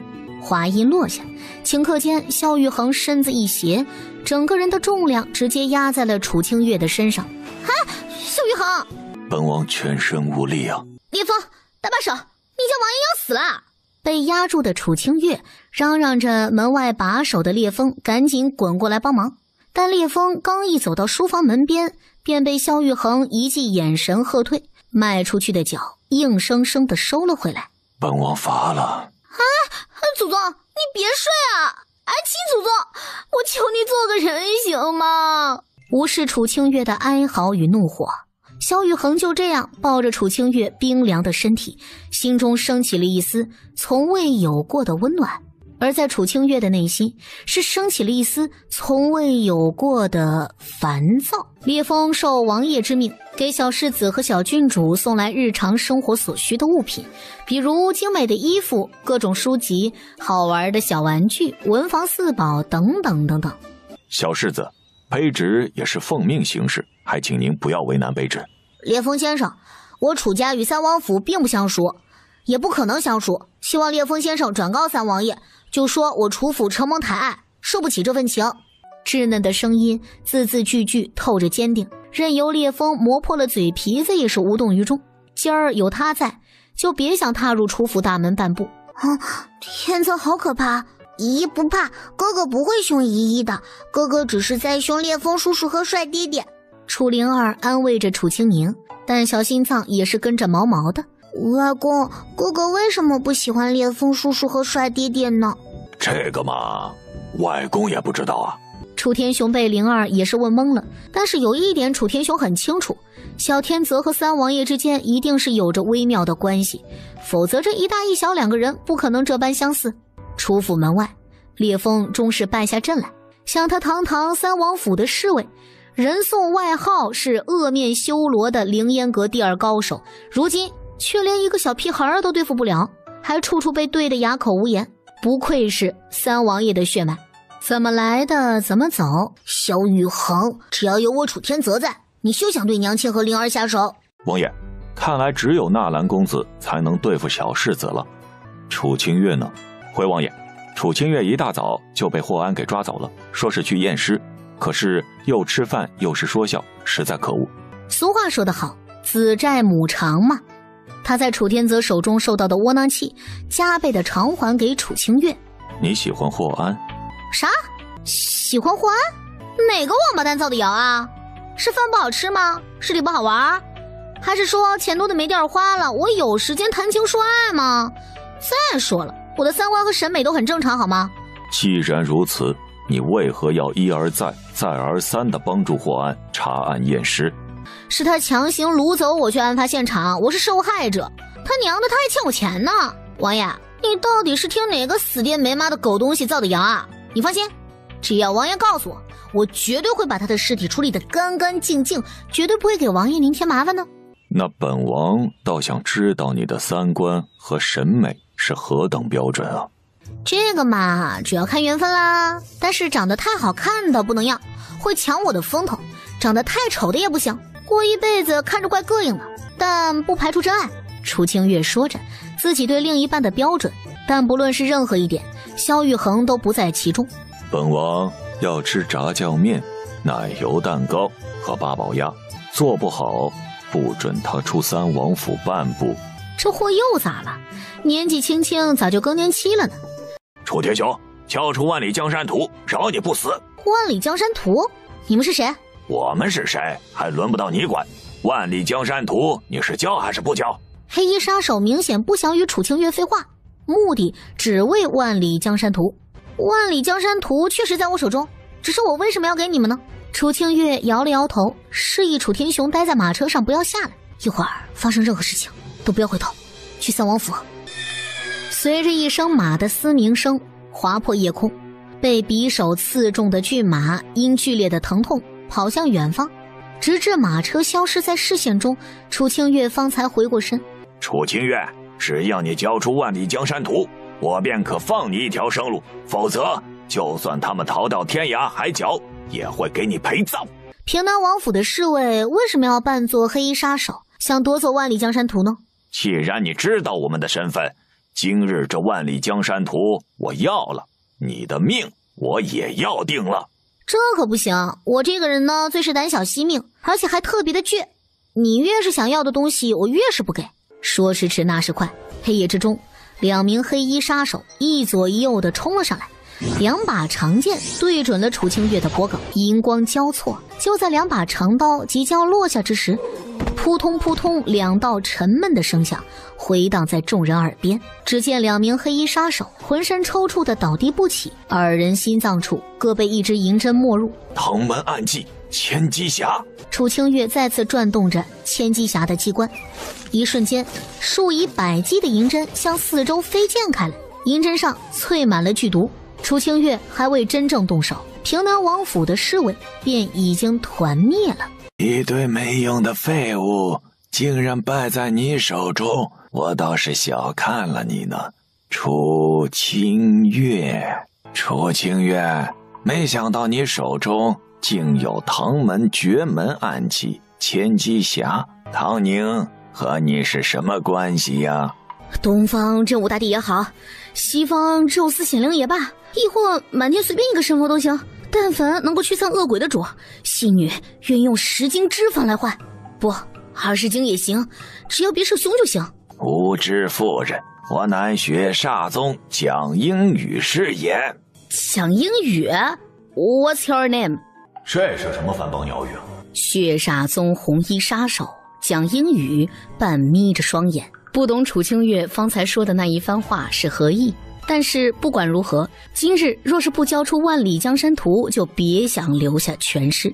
蒋英语抽出腰间佩剑，直击楚清月。楚清月向后退去数十步，触动千机匣的机关，数十枚银针齐放，但一一被蒋英语击落。楚清月，难道唐宁没告诉过你，这千机匣一天只能开启1次机关，若是再开，威力便会大打折扣吗？他当初和唐明打赌赢了千机匣的时候，那小傻子也没告诉他这玩意儿每天限量使用啊。最后说一次，交出万里山河图，你能好死；若不交出来，你家人的结局会是你无法想象的悲惨。我看你那妹妹和你一双儿女倒是长得挺美呀，正好我雪煞宗缺药奴，等你死后，我会把他们炼制成药奴，想想就开心呐。银灰的月光下，楚清月缓缓抽出千机匣暗盒之中隐藏着的天辰剑，再次抬头之时，凤眸已经被浓烈的杀意所占据。刹那之间，一道蓝色身影几乎是在眨眼间消失不见。等那蓝色身影再次出现之时，手中天辰剑直击向江英宇的面门。三王爷也出来遛弯吗？哈哈，好兴致啊！楚清月尴尬地笑着，企图蒙混过关，但是就在转身准备逃走之时，冰寒毒气顷刻间直击心脏，两眼一翻，昏死了过去。萧玉衡抱着寒毒发作的楚清月上了马车，消失在夜色的尽头。你似乎很担心楚清月呀。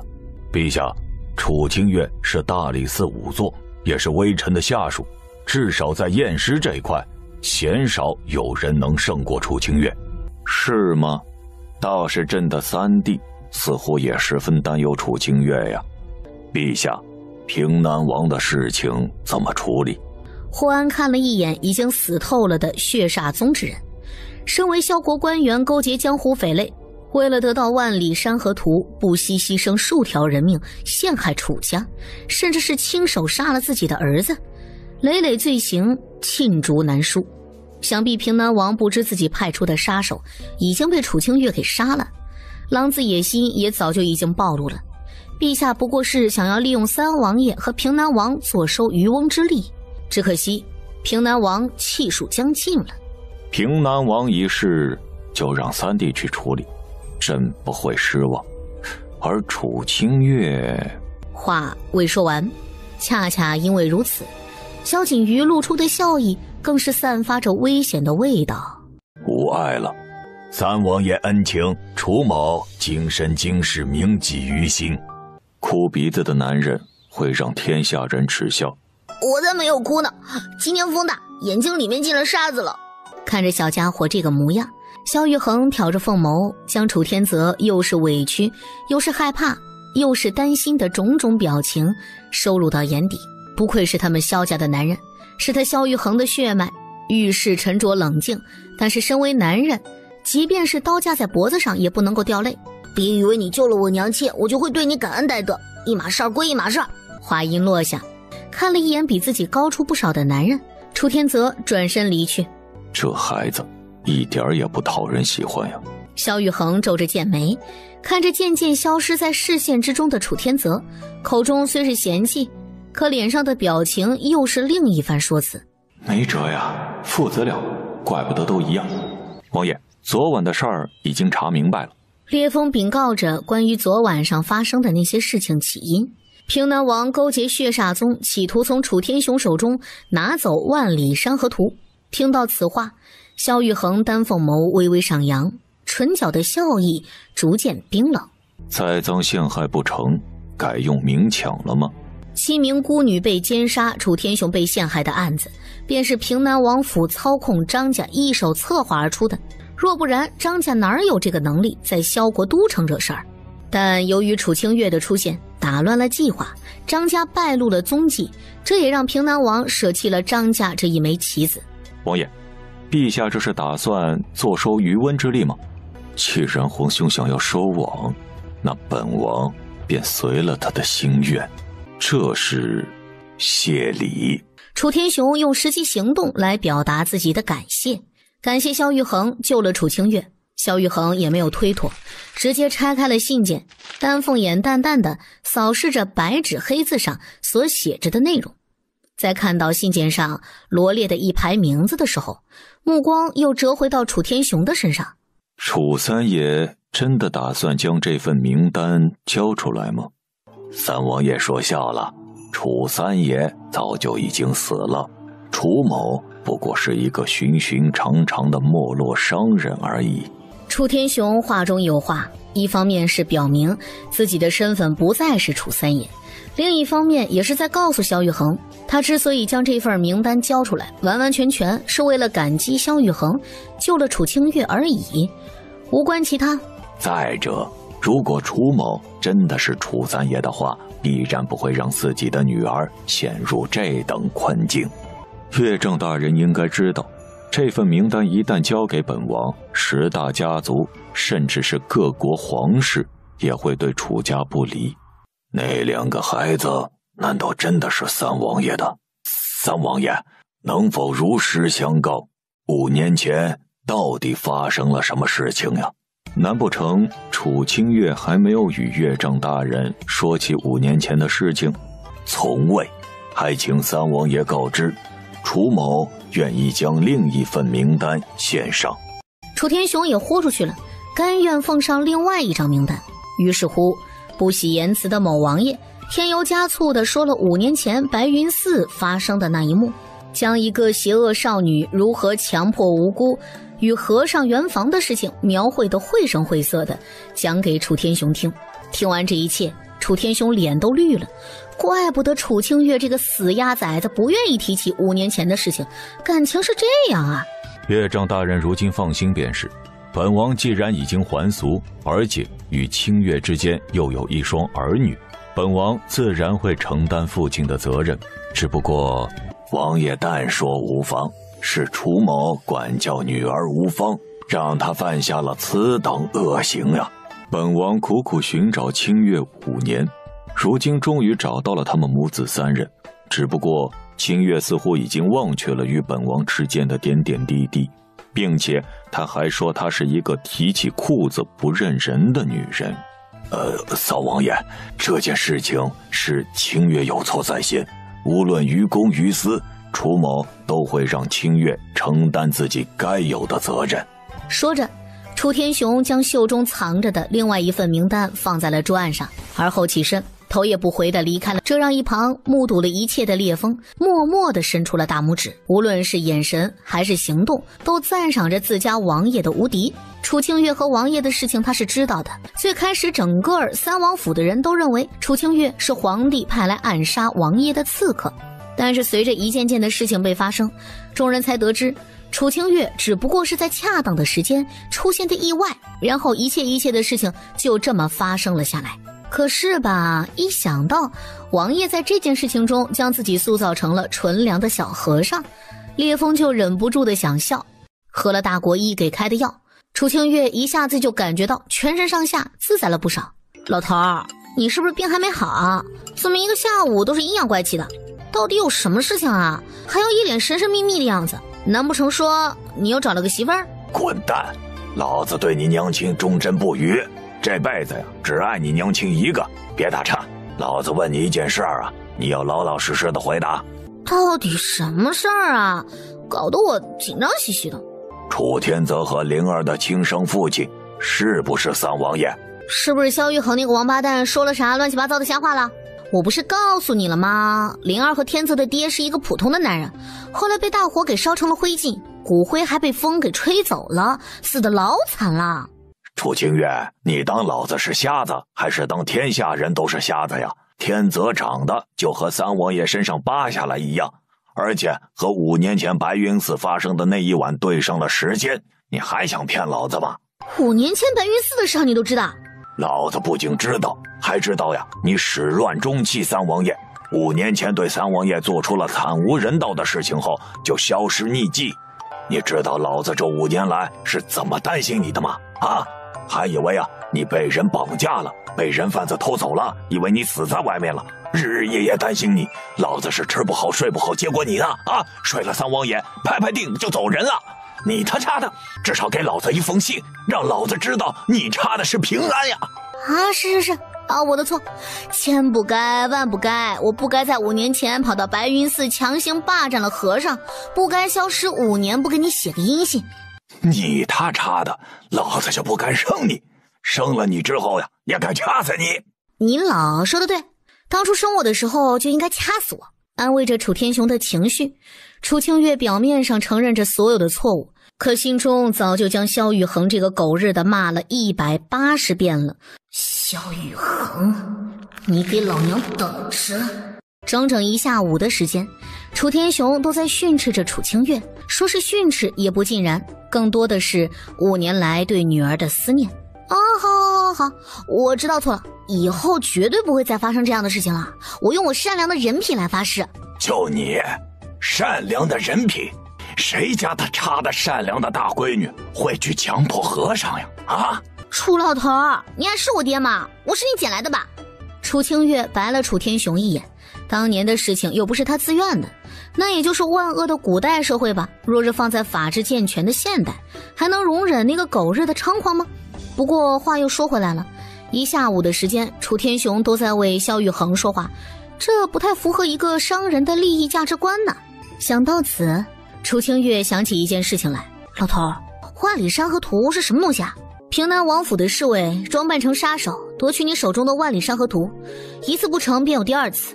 我虽然不知道血煞宗是个什么玩意儿，但是我敢确保，不出7天的时间，杀手一定会再次登门而入的。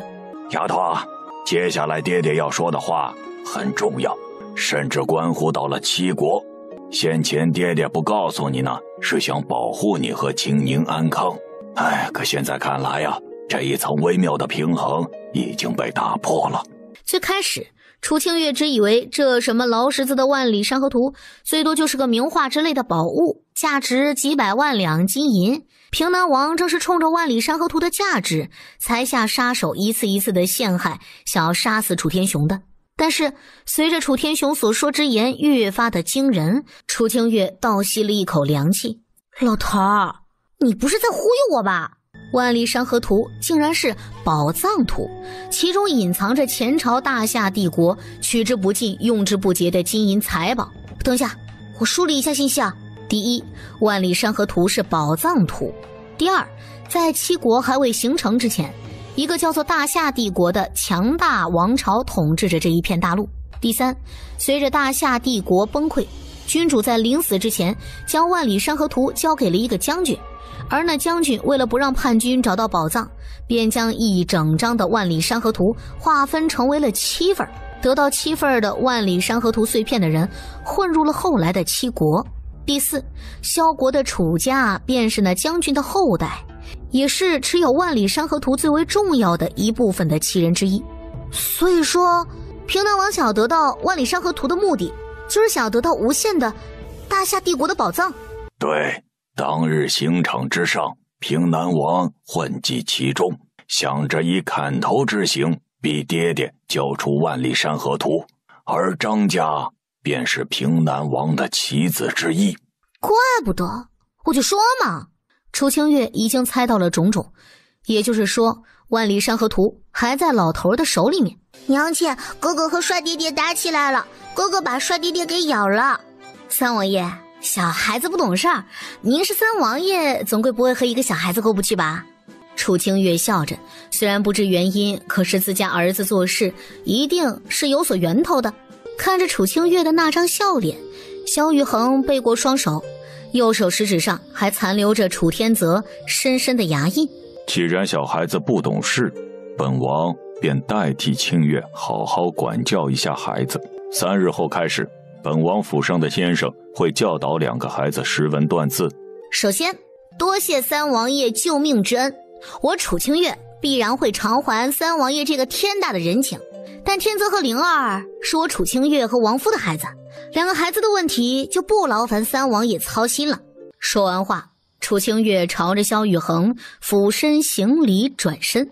楚清月，你敢诅咒本王是王夫？好，很好。灵儿，你说。娘亲，是烈风叔叔先招惹哥哥生气的，然后帅爹爹就说男子汉不能这么娇气。灵儿说着当时的情况，可是小丫头并没有说完整。楚天泽之所以会下重口咬萧雨恒，起始的原因确实是因为烈风的那张贱嘴。烈风一口一个小世子的叫着，并且说楚天泽长得越来越像王爷，聪明劲儿也是如此。本就不喜欢萧雨恒的楚天泽生气了，恰巧萧雨恒此时经过，说了一句他们萧家的男人就要懂得藏心，不能将自己的喜怒哀乐暴露在他人面前，还说身为楚天泽的父王应该教导楚天泽为人处事的道理，只有5岁的小孩子当然打不过萧玉衡了。于是乎便是发生了之后的事情。爹，你舍得万里山河图吗？若是能让你们平安，一张万里山河图而已。楚家守护着万里山河图千百年的时间，一代一代传到至今，已经不知道有多少人因此而死了。一张虚无缥缈的万里山河图，一个神乎其神的传说，为了1/7的万里山河图，楚家付出了惨重的代价。虽然不知道女儿为什么要问出这句话，但是就像她说的一样，只要能够让一家老小平安后半生，什么祖宗家法，什么天下社稷都不重要了。好，有你这句话我就放心了。因楚清月寒毒发作，三王爷特意命烈风前来楚府通知，说是准许楚清月休息10天半个月，等养好了身体再回三王府伺候。我伺候他奶奶个腿儿，那货就是装的。清月，爹爹觉得三王爷对你不错。老头儿，你要是觉得他好呢，你嫁给他呗。正在爷俩友好交流着彼此意见的时候，楚家的大门被人敲响。大眼仔，你这表情是来给我奔丧的吗？哈，不好意思啊，让你失望了。又死人了，凶手和西郊寺庙的凶手是同一人，与本官一起去现场。大哥，我是病号哎，我病了还没好呢，现在这小风一吹啊，我就要倒。不等楚清月话说完呢，霍安一步上前，将楚清月横抱在怀中，直接塞进了马车里面。这一举动不仅仅让楚清月一时半刻没有反应过来，霍安，你身为朝廷命官，光天化日之下强抢民女，要不要脸啊你？事态紧急，容不得本官解释。等去了现场验尸之后呀，本官再与你赔罪。不管楚清月怎么说，霍安就是一句话，等验完尸之后，楚清月想要什么赔偿他都能给他，但是现在最重要的便是前往西郊天目山。我要是不查出凶手，你是不是还不打算放我走了？已经死了第9个人了，本官想借助你的聪明才智，尽早抓到凶手。还是那句话，只要你能帮助本官找到凶手，或者推理出有用的信息，本官在力所能及的范围之内，定然会答应你任何事情。那成，把欠我的饭钱和300两，啊不对，是400两的出场费给我。还没有到发俸禄的时候啊，等发了俸禄，本官绝对会在第一时间内还你钱。还钱这样的小事儿都办不到，还吹什么牛逼呀？本官虽然暂时无法还钱，其余的事情本官还是有能力应验的。那行，我要一张去黑市的令牌。黑市？你为何要黑市的令牌啊？霍安不解地问着楚清月。黑市是地下江湖场所，都是三教九流聚集之地，楚清月为何要黑市的令牌呢？别管为什么不为什么，霍大人告诉我能或者不能，如果能呢，我必然会竭尽全力的分析案件，甚至可以找出凶手。如果不能，咱们好聚好散，也就当做从来就没有见过吧。楚清月要黑市令牌有自己的想法，这个想法也是在得知万里山河图重要之后想出来的。现在就看霍安有没有这个本事给他搞上一块黑市的令牌了。可以，不过你要让本官看到你的价值。一言为定。这是三王爷一直佩戴的玉佩，说是给你留着，可以驱逐你身体里残余的寒气。说实话，楚天雄对萧玉衡那是相当的满意。再者，5年前的事情是自家女儿先动的手，三王爷不仅没有怪罪下来，还尽其所能的冲着清月。这样的好女婿打着灯笼都难找啊。不过看清月这副德行啊，似乎并不会在一时之间就接受三王爷，但是人家三王爷也并不着急，看样子是做好了长期战斗的准备了。一听是萧玉衡的东西，楚清月将玉佩还给了楚天雄，示意楚天雄赶紧还回去。对了，老头儿，跟你说件事儿，我想你现在也看明白了，一张万里山河图搞得差点家里头家破人亡了。我想说一下我的想法。你要做啥？很简单，楚清月说出了自己的计划。不是有人费尽心思的要得到万里山河图吗？给他不就好了吗？但是在此之前，他要将万里山河图复制出来几份，拿去黑市上拍卖。这样一来，那不仅仅是楚家有万里山河图，但凡有钱能够出得起价钱的人，都会得到万里山河图的。到时候，咱们不仅是可以赚得盆满钵满，还可以把这个烫手山芋丢出去。老头儿，你觉得如何呀？计划好是好，可是你这样会让爹无颜面对列祖列宗啊。不是我不敬祖先嘛，那凡事咱们都要懂得变通。再说了，那是死后的事儿。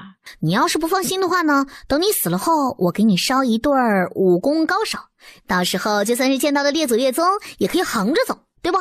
说是这么说呀，可是没什么可是的啦，就这么定了啊！等到万里山河图出手之后，咱们马不停蹄地离开萧国去漠北。纳兰锦，三王府的侍卫，见过楚家嫡女。娘亲，我和外公以及纳兰先生讨论过了，我与灵儿都想在萧国都城读书，纳兰先生亲自教授我们知识。为什么突然间要留在都城啊？楚清月有些不解儿子这句话的意思是什么。在他们所有人中，楚天泽是最希望离开都城回到漠北的。娘亲，儿子知道娘亲是为了我和灵儿好，但是儿子是男人，身为男人便是要照顾娘亲，照顾妹妹，照顾外公，照顾姨姨，肩负起该负的责任。儿子不想逃避，想要面对，想要有足够的能力保护要保护的人。娘亲，我同意哥哥的想法，我们都想留在都城。既然天泽和灵儿决定留在都城，你就别多想了。言语间劝导着女儿不要再想其他的事情了，回不回漠北啊，已经没有那么重要了。万里山河图这个包袱如今丢给了别人，就算是那些有心之人想要找茬儿，也无从下手。他知道女儿担心的问题，是怕三王爷抢走天泽和灵儿，所以才着急的想着要回到漠北，过上逍遥自在不被人拿捏的生活，否则也不会将真的万里山河图当作谢礼送给三王爷。老头儿，我去黑白楼的这段时间，萧玉衡都跟你们说了什么了？这个爹爹也不清楚呀。爹正收拾行李的时候，三王爷来了，然后和天泽、灵儿两个宝贝单独聊了聊，聊完后就走了。那个纳兰锦说了啥？纳兰先生说他会成为两个孩子的夫子，负责上门教学。清月啊，不是爹爹多嘴，爹爹相信呀，天泽和灵儿做出这样的选择，一定有他们的想法。楚天雄原本的话是想与楚清月说，萧玉衡也是两个孩子的亲生父亲，虽说有5年的时间他没有尽过父亲的责任，可从三王爷这段时间所表现出来的态度来看，是想要弥补5年来的空缺的，也清楚女儿生下天泽和灵儿几乎是九死一生。但是孩子在渐渐的长大，总不能一直做一个没有爹的孩子，况且三王爷的举动他都是看在眼里的，人非圣贤，孰能无过呢？这5年前的事情，无论是谁对谁错，至少孩子是无辜的。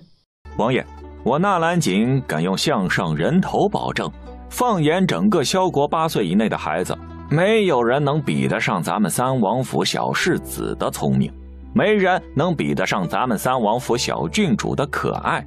只不过吧，说，王爷您也知道，楚清月一直在遮掩两个孩子的身份，是不想让王爷夺走天泽和灵儿。如若不然，楚清月为何不在得知王爷是5年前白云寺的和尚之时，便告知两个孩子便是王爷的血脉呢？以楚清月这种抠门懒散，时而装疯卖傻，时而又出奇冷静的女人，还真是不屑当三王妃，更不会让自己的儿子认祖归宗，否则整个萧国都会知道三王爷有一双儿女的事情了。不仅如此，小世子对王爷也抱有敌意呀。王爷，经过这段时间的接触，想必您也应该了解楚清月是什么样的人，对付这样的女人，硬来是万万不可以的。纳兰锦之所以知道楚清月的为人，这全部都归功于烈风。烈风将萧国都城这段时间发生的所有的关于王府和楚清月的事情详详细细，并且添油加醋地写在了信纸上。你只需负责保护灵儿和那个臭小子便可，其余的事情，本王自有定夺。萧玉衡当然清楚楚清月是什么样的人，看着桌案上一旁放置着的万里山河图，蓦地一抹笑意浮现在了唇角。喂，刘宇安，大早晨的你碰瓷儿吗你？死了，找坑埋了吧。娘亲，你别闹了。唉，楚天泽叹着气，一边示意外公楚天雄帮忙将刘宇安抬到房间包扎伤口，毕竟是小侯爷嘛，要是真的死在了楚府，他们也难辞其咎。楚清月给刘宇安清理着肩膀上的伤口，许是因为疼痛的关系，昏迷着的刘宇安缓缓睁开双眼。哟呵，醒了。我还想着你若是再不醒的话，我就找个地儿把你给埋了呢，然后毁尸灭迹。行了，既然醒了就走吧，记得把300两的枕巾给我送过来。小爷不能走。为啥不能走啊？这里是我家，我想你怎么走就怎么走，你管我啊？你得帮我，你是最后一个能帮助小爷的人。我为什么要帮你啊？小爷我杀人了，不对，小爷没杀人，可是王宁轩死了，凶器在小爷手里，可小爷不可能杀人。刘宇安的话很是混乱，甚至连他自己都不清楚自己在说什么。听到杀人2个字，楚清月皱起了眉头，直觉告诉他，无论刘宇安接下来要说什么，他都不该插手管这事儿。就在此时，楚家大门再一次被人敲响，来者不是别人，正是大理寺卿霍安。王尚书的女儿王宁轩死于刘宇安之手，死者是未出阁的女子，只能由你亲自验尸。王宁轩，他好像刚才从刘宇安的口中听到过这个名字，感情霍安来不是为了抓刘宇安，是想让他去验尸的。给钱啊，把欠我的钱给我，我就去。楚清月伸出手的时候，一个钱袋子从霍安的手中扔出来，落在了楚清月的面前。这里的钱别说是欠的几百两，就算是几十两都没有。是霍大人不识数呢，还是觉得我楚清月是个小白痴啊？刚发俸禄，就这么多，下回不上。师傅，按照你的话，徒儿已经拦下了目击证人，并且控制了现场。听到闵元叫着师傅，霍安看了一眼楚清月。2个人什么时候成为了师徒啊？蹲在尸体旁边的楚清月并未理会霍安是个什么样的表情。根据死者的一些体征和周围的环境来判断，此处第一犯罪现场、第一案发现场，死者为女性，年龄在14到16岁之间，尸斑呈现片状分布，尸僵大部分出现，目测死亡时间是在1个半时辰到2个时辰之内。死者死因心脏被尖锐的物体刺中，失血过多死亡。根据死者心脏处伤口形状和大小来看，凶器是一把特殊形状的宽刃匕首。师傅，我有一个地方不太明白。说。尸僵和尸斑是怎么回事啊？正常温度下呢，死者死亡半个时辰到1个时辰之间，尸斑尸僵开始呈现。死者死亡1个半时辰到2个时辰，尸僵大部分出现，尸斑呈现出片状分布。死者死亡时间2个时辰到3个时辰左右，尸僵全身出现，尸斑融合成大片，并且角膜浑浊，嘴皮皱缩。楚清月详细地说，尸体在不同时间呈现出来的不同尸僵和尸斑的情况，以及根据季节不同等等的尸体状态会加速或者迟缓的现象。明媛就在一旁认认真真地记下，生怕错了一个字。大人，目击证人带来了。回大人的话，杀了王尚书女儿的是小侯爷。我端着茶过来的时候，看到小侯爷躺在王家小姐的身上，手里面还握着一把宽刃匕首。然后李家公子出现，追了上来，一剑砍在了小侯爷的肩膀上。小侯爷推开李家公子之后就逃走了。清风阁的仆人名叫南一，方才那一番话中道出来了3个人物，一个是王尚书家的千金王宁轩，也就是死者；第2个是柳家的小侯爷刘宇安，暂定为凶手；还有一个便是李家的公子李怀玉。从霍安口中，楚清月得知了这3个人之间的关系。王宁轩和刘宇安以及李怀玉3个人从小一起长大，王宁轩与李怀玉两小无猜，青梅竹马，并且已经是定了亲了。世人皆知小侯爷刘宇安为人顽劣不堪，并且喜欢王宁轩，估摸着是求而不得的心理，在王宁轩要嫁给李怀玉之前，想要将其占为己有，破坏2个人的婚姻，可王宁轩宁死不从，惹怒了刘雨安，所以才招致了杀身之祸。至少这是世人心中的想法。师傅，你在想什么呀？不知道，总觉得有什么地方不对劲儿。从案发现场来看，被害人在死亡之前确确实实是挣扎过，但是有一个问题摆在眼前啊，如果他是凶手，在杀了人之后，为什么还要手持凶器停留在现场等着被人发现，还被人砍了一剑才走呢？你是在怀疑刘雨安不是杀了王宁轩的真凶吗？也不算是怀疑，我要是杀人凶手的话，我绝对会在杀完人之后将现场处理得干干净净，也不会让任何目击证人活着说出证词。师傅，你好可怕呀！可怕个屁呀，只是假设而已嘛。我相信男一的证词是真的，但是有一句话说得好，眼见不一定为真啊。眼见不一定为实？对，就好比你们家的霍大人，看起来一派正经青天大老爷的模样，实则呢是一个欠钱不还、举止粗俗、表里不一的狗贼。但凡逮到机会，楚清月都会狠狠地挖苦一番霍安。被嘲讽的霍安白了楚清月一眼：“哎，你家霍大人用眼神威胁我，估摸着是想把我毁尸灭迹，这样就可以不用还钱了。”唯女人与小人难养也呀。今日霍安找我去现场验尸，我检查了一下王宁轩的尸体，是被一把宽刃匕首所伤的。小爷不是杀了王宁轩的凶手，你信吗？我信不信都没有任何的关系。如果你想要摆脱杀人凶手的这个身份呢，老老实实的把清风阁湖心小筑里头的每一个细节都告诉我。当然他只是想知道事情的经过，至于会不会帮助刘雨安那就很难说了，毕竟刘雨安现在是嫌疑人，躲在他们的楚府里面，如果真的有什么事情的话，他们楚府也脱不了干系。好，小爷说，小爷把当日所有的事情呀都告诉你。王宁轩与李怀玉即将成婚了，便写了一封书信，叫刘雨安去清风阁饮酒。三人是从小一起长大的好朋友，刘雨安也将王宁轩和李怀玉当成了自己的弟弟妹妹一样的照顾。清风阁的湖心小筑里头，三个人一边喝酒一边聊着以前的点点滴滴。快到清晨的时候，李怀玉被人叫走了，湖心小筑只剩下了刘雨安和王宁轩二人。许是饮了一晚上的酒，刘雨安觉得头疼欲裂，便想着要离开，可谁知道两眼一黑，昏死了过去，之后什么事情都不知道了。等听到叫喊声醒来的时候，王宁轩就已经死在了他的面前。这个时候李怀玉出现了，看着已经断气多时的王宁轩，便提起长剑朝着刘雨安砍了过来。当时满脑子混乱的刘雨安四处躲藏，竟误打误撞来到了楚家，便有了之后的一幕幕。小爷真的不是杀人凶手。是啊，小爷知道自己没干过什么好事儿，但一直将王宁轩当成自己的亲妹妹一样照顾，又怎能做出那种禽兽不如的事情呀？你还知道自己没干过啥好事儿啊？这件案子可有意思了。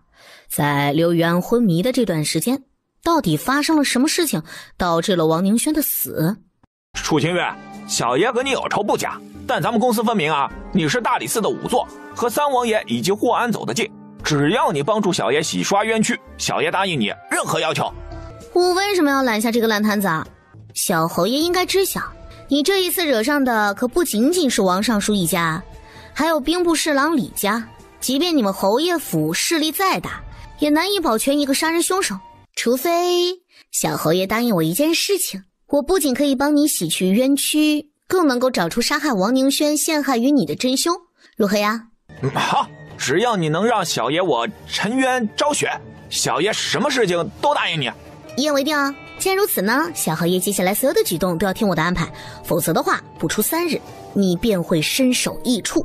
夜色笼罩整个都城，楚家院落中，楚天雄端着茶杯，一边喝着茶，一边看着楚清月。他虽然明白女儿想要利用小侯爷这个案子给自己找一个靠山，但是这事儿吧，还真是不好办。女儿啊，你真想好了吗？不然呢？咱们还要在萧国待5年，先不说别人，就平南王那个老不死的家伙，能饶了咱们楚家？这不是还有三王爷吗？他算了吧，只要三王爷别给我添乱，我就烧了高香了。与楚天雄截然相反，楚清月在听到萧玉衡3个字的时候，连连摇头。他之所以要离开萧国，可不仅仅是因为平南王那个老不死的，更多的原因是因为萧玉衡吗？也不知道是不是专门要和他作对，3次都没有走成。说真的，当灵儿和天泽说要留在效国都城的时候，我真想抱着俩孩子骑马离开，有多远走多远。女儿啊，天泽和灵儿长大了，有权利知道他们的亲生父亲是谁。你要是强行的去遮掩，反而对他们的成长不利呀。楚天雄的一句话说明了楚清月心中的担忧。天不怕地不怕，连尸体都不怕的女儿，就怕三王爷抢走她的孩子，所以才会想要遮盖这一切离开。楚清月没有说话，长长的叹了一口气。翌日一大清早的，刘禹安被抓的消息传遍了整个尔都城。准确来说呢，并不是大理寺抓到了杀害王尚书千金的刘禹安，而是小侯爷主动去大理寺伏法认罪，主动自首。不过听说小侯爷仍旧是不承认自己是杀人凶手，并且要求楚清月为自己辩护。师傅，你真打算为小侯爷翻案吗？清风阁的人都已经证实了小侯爷是杀死王宁轩的真凶。我昨天说的话你是不是全部都当作耳旁风了？在没有完全掌握证据之前，不可以轻易断定真凶。师傅，你说奇怪不奇怪啊？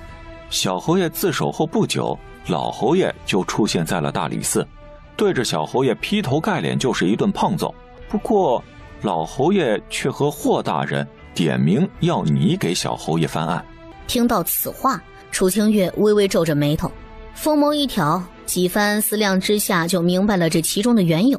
如果没有猜错的话呢，老侯爷早就知道刘禹安昨日藏匿在楚家，否则小侯爷前脚去大理寺，老侯爷后脚就到了呢。可明知道刘禹安藏身在楚家，老侯爷丝毫没有任何举动，反之到了大理寺之后，才在众目睽睽之下点出了他的名字。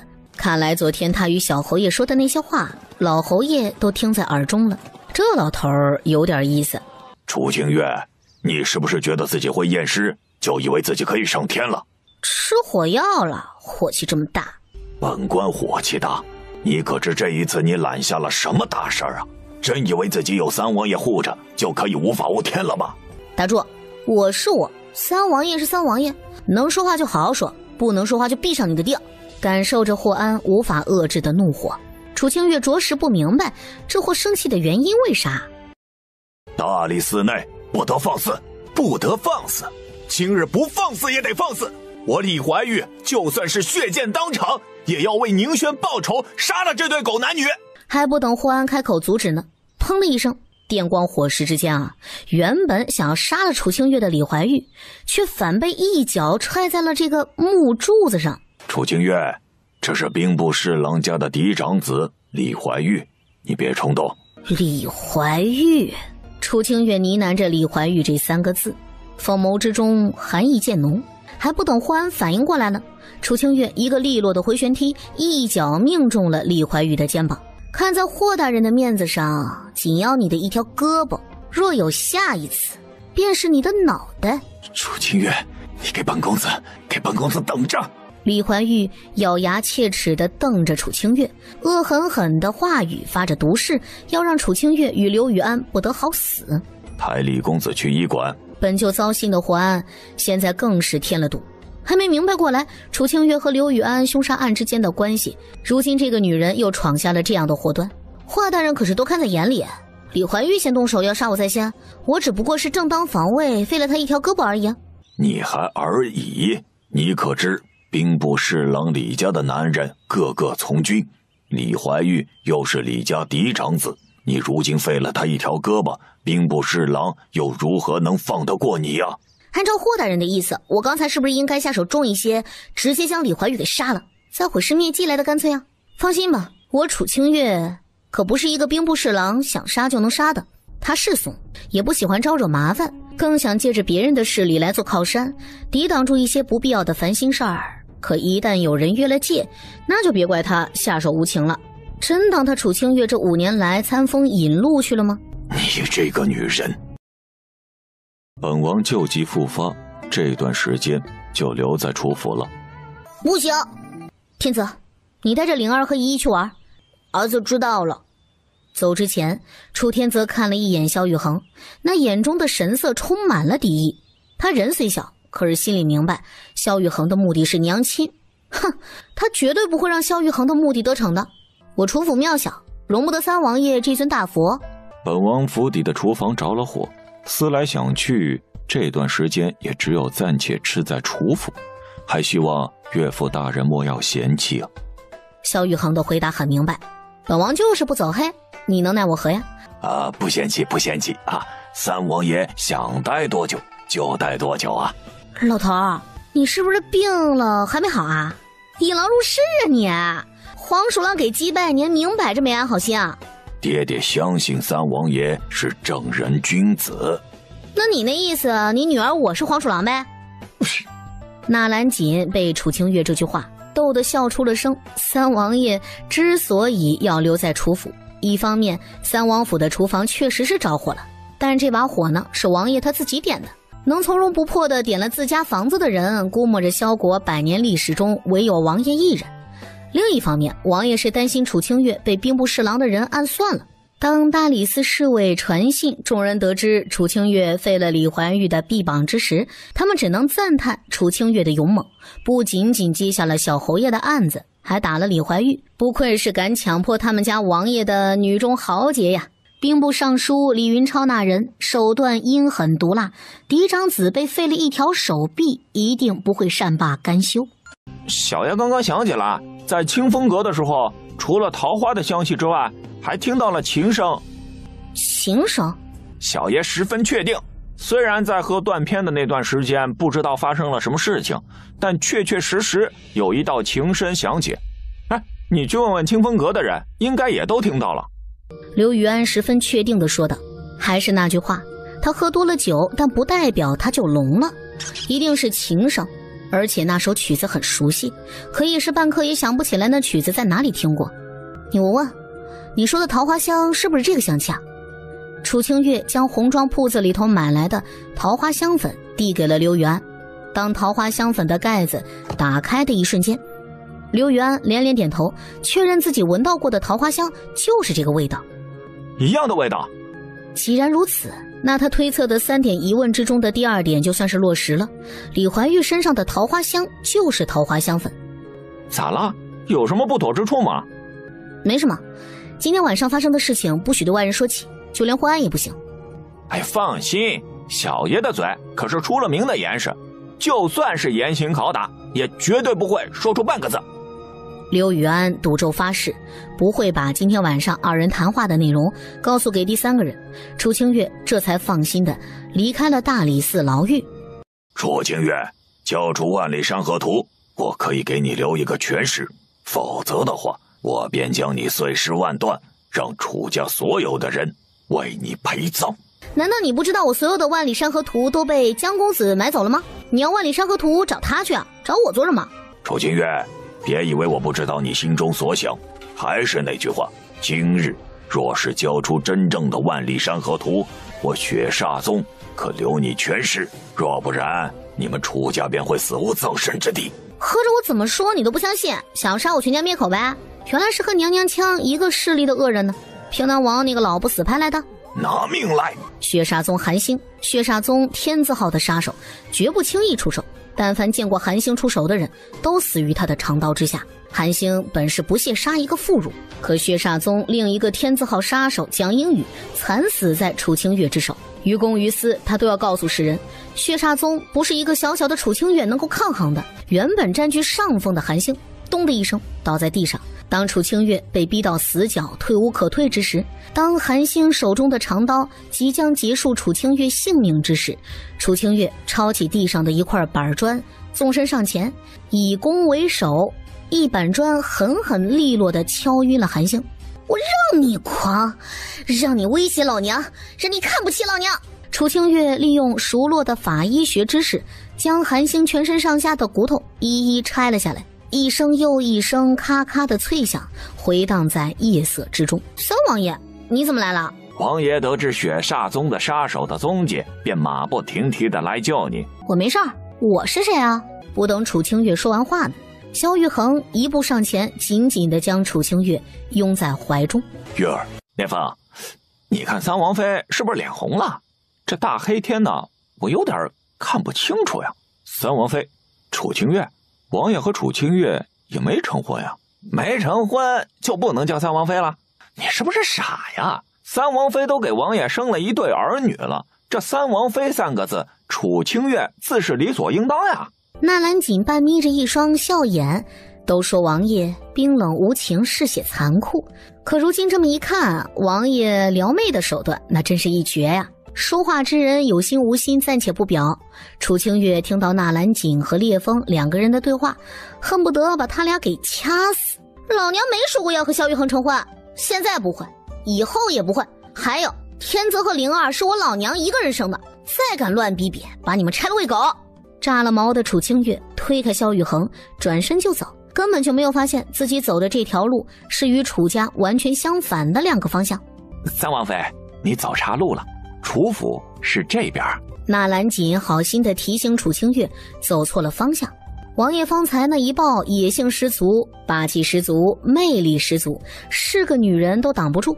楚清月自然也是被王爷给震撼到了，要不然那张又气又羞红的脸该怎么解释呢？滚犊子，老娘知道。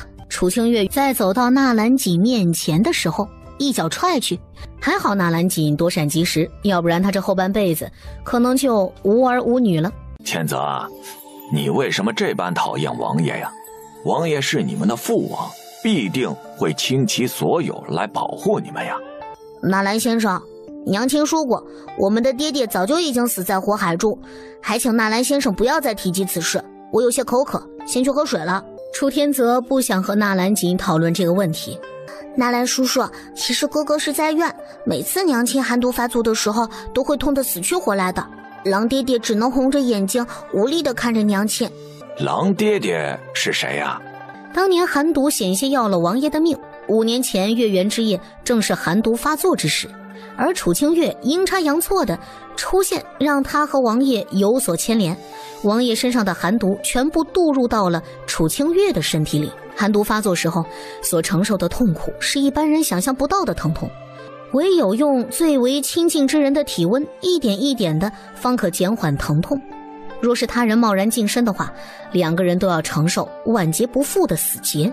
可那一晚之后，楚清月一消失便是5年的时间，毫无音讯。直至楚清月回来，他们才知晓这5年来母子3人一直生活在漠北。狼爹爹就是狼爹爹呀，是娘亲在战场上救下来的死人，后来成为了我们的狼爹爹。时间到了，纳兰先生继续上课吧。喝完水的楚天泽打断了灵儿与纳兰锦正说着的话题，他不想让旁人知道关于娘亲的一切。查到了什么？尸体为女性，年龄20到23之间，初步判断死因窒息而亡。窒息而亡？莫姑娘不是被烧死的吗？暂定这具尸体是莫姑娘。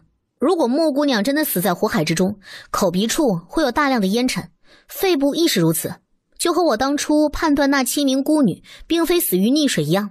我刚才检查过了，尸身全身上下没有明显的伤痕，暂定为莫姑娘这具女尸为窒息死亡。凶手点燃的那场大火，目的在于毁尸灭迹，让人误以为她是死在火海之中的。师傅，为啥你总说这具尸体暂定为莫姑娘呀？青玉楼的老板都已经是一口咬定尸体就是莫姑娘了，师傅为啥还要如此一说呢？还记得我跟你说过的一句话吗？现在再给你加上一句，有时候所听之事所见之物不一定是真相，作为法医要拨开层层迷雾，追求真相，还死者公道于世间。徒儿懂了，徒儿谨记师傅教诲。楚清月，你的意思是说这具尸体是不是莫姑娘还两说？金珠手链是莫姑娘的无疑，但是活人总是会被事物蒙蔽双眼，往往只有死人才能够给予最为正确的答案。这是他师父教给他的一句话，人们总会被事物、被表面、被各种因素干扰，但死人不会，只要细心观察便一定会得到证据的。这一场阴谋原本就是为了杀刘雨安而准备的，王宁轩只是做了替死鬼，死在了莫姑娘的手中，这让李怀玉和莫姑娘改变了计划，将计就计，让刘雨安成了杀人凶手。我说的对吗，李公子？一派胡言！本公子为何要对刘雨安起杀心？王宁轩是本公子深爱之人，而你口中的莫姑娘与本公子又有何干系？更别说那些编造的谣言。刘宇安，我与宁轩一直将你当亲哥哥，而你竟然对宁轩做出那种事情，还杀了他灭口。我没有，从小到大我都当你们是亲弟弟亲妹妹，更是没有非分之想。我看到宁轩死在面前，何尝不心痛呀？至于醉酒杀人，纯属放屁。你和我一起长大的，难道还不知道小爷喝多酒就是酣睡吗？何来杀人一说呀？楚清月，饭可以乱吃，但话不能乱说。一道沉闷的声音回响在大理寺公堂内，说话之人不是别人，正是李怀玉的父亲兵部侍郎李大人李云超。不过在李云超的话音落下之时，老侯爷柳尚清也是开了口：李大人，这件事情你我都是旁观者，霍大人自然会秉公办案，用不着你我用权力欺压后辈。老侯爷回对兵部侍郎的同时，也在告诉楚清月，有什么话尽管说，只要有他在，别人不敢把你怎么样。我若没有记错的话呢，你和莫姑娘的孩子好像叫李天赐，今儿个正好2周岁了。这个时候莫姑娘正哄着孩子睡午觉呢。什么？莫姑娘不是死于昨天的那场大火，被烧成了焦炭吗？怎么会在李家别院啊？不仅仅是围观的百姓，当事人李怀玉听到楚清月说的这一番话，也是慌了神。来人，以最快的速度派人前往西城李家别院，将莫姑娘押上公堂。大人，楚清月诬陷我与莫姑娘，这事完全就是凭空捏造。青玉楼的莫姑娘1年前与我未婚妻王宁轩有所争执，若柳于安真的是被人冤枉，那真凶必然是伪装葬身火海的莫姑娘。我身为宁轩的未婚夫，必定将莫姑娘斩于剑下。柳兄，是小弟被仇恨蒙蔽了双眼，错将真凶误认成了柳兄。李怀玉，既然你说莫姑娘是杀了王宁轩的真凶，那抓到莫姑娘之后，你觉得应当如何惩罚才是呢？杀人偿命，欠债还钱，自古便是天经地义之事。若本公子找到了杀人真凶，定然要将其碎尸万段。李怀玉所表演出来的滔天恨意，还真是有一股子夺妻之恨、杀父之仇的表情呢。李怀玉，你终于还是说出了心里话。你怎么会？若非三王府的侍卫及时出手相救，我早就死在你们李家手中。只是可怜我们的孩子，他还这么小，我跟了你5年，做了多少见不得人的肮脏事。本以为给你生了个孩子，就能安稳地过完下半辈子，没想到你竟是狠心地想要我们母子的性命。李怀玉，你好狠的心呐！莫姑娘一番血泪的控诉，无一不证明了楚清月先前列举出来的证词。感情李怀玉还真的就和青玉楼的继子有染，不仅生下了孩子，还合谋杀了王尚书的千金，真是可怜了王宁轩了。休要一派胡言，我儿怎么会与你这种下九流的贱胚子相识？李云昌，本侯方才说的话，你全当耳旁风了不成？我下贱，我是下贱。那李大人可知你儿子这么多年干了多少卑鄙的事情啊？逼良为娼，走私贩盐，哪一笔钱不都是沾满了血腥？你想看证据吗？我可都存着呢，保证让你们李家全家老小为我儿陪葬。一道剑光闪过，李怀玉手握长剑，划开了莫姑娘的脖颈。事情已经成了定局了，容不得他再辩驳什么了。一切都是我做的，是我和这娼妇杀了王宁轩，和李家没有一点关系。为什么？你为什么要杀了王宁轩？为什么？你问我为什么？因为宁轩爱的人是你，我无论做什么都不及你在他心中半分重量。我要杀的人是你，是你。可宁轩宁可以身为你挡下一刀，也不愿意说一句爱我。真正杀死宁轩的人是你。我哪一点比不上你？无论是相貌还是学识，可为什么从小到大宁轩眼中就只有你？他看不到我半分好，哪怕只有一点点。当李怀玉知道爹爹上王家求亲成功的时候，那是他最为开心的一天。本以为他会用自己的余生好好爱护自己喜欢的人，可宁轩却是跟他说，他只是无法抗拒父亲的威严，他爱的人只有刘雨安。我到底哪里不如你？刘雨安，你说呀，为什么宁轩宁可死也要护着你？小侯爷虽然性格恶劣，缺心眼儿，做事冲动不过脑子，但他以真心待人，即便在知道真相的前一秒，仍旧将你们当成亲弟弟妹妹一样的爱护，而不是与你一样处处算计陷害他人。你又欠了本王一个人情，本王要吃蟹黄灌汤包。怎么突然提起来要吃蟹黄灌汤包啊？再说了，我去哪里弄螃蟹啊？本王已经准备好了螃蟹。王爷是怎么知道蟹黄灌汤包的？别说萧国了，就算是整个七国也没有蟹黄灌汤包这类小吃啊。萧玉衡是怎么知道的？宝贝灵儿告诉本王的。灵儿还说月儿做的炸鸡十分美味，本王也想尝一尝。这个小叛徒！哎，你放下我！你是三王妃，本王抱着自己的妃子有何不可？我什么时候是你的妃子了？别造谣好吗？会毁了我的声誉的。月儿已经把本王睡了，难不成……你怎么什么事都瞎说呢？不是说好了忘了这件事情了吗？本王忘不了，每每午夜梦回，还在回味那一晚。萧玉衡，耳边响起萧玉衡温热的话语，磁性的声音，字字句句都在提醒着楚清月那一天晚上的事情。纵然脸上如城墙后的楚清月也是红了一张老脸，一只手狠狠地掐着萧玉衡的腰泄愤。三王爷为何又出现在我楚府？本王自然是送月儿回家，顺便用膳，还请三王爷自重，我娘亲和三王爷不熟。楚天泽小手也是背在身后，稚嫩的声音警告着萧玉衡别叫他娘亲的名字，他们还没有熟悉到那个地步呢。不熟，本王和月儿之间熟络与否，哪里是你一个5岁孩童能知晓的？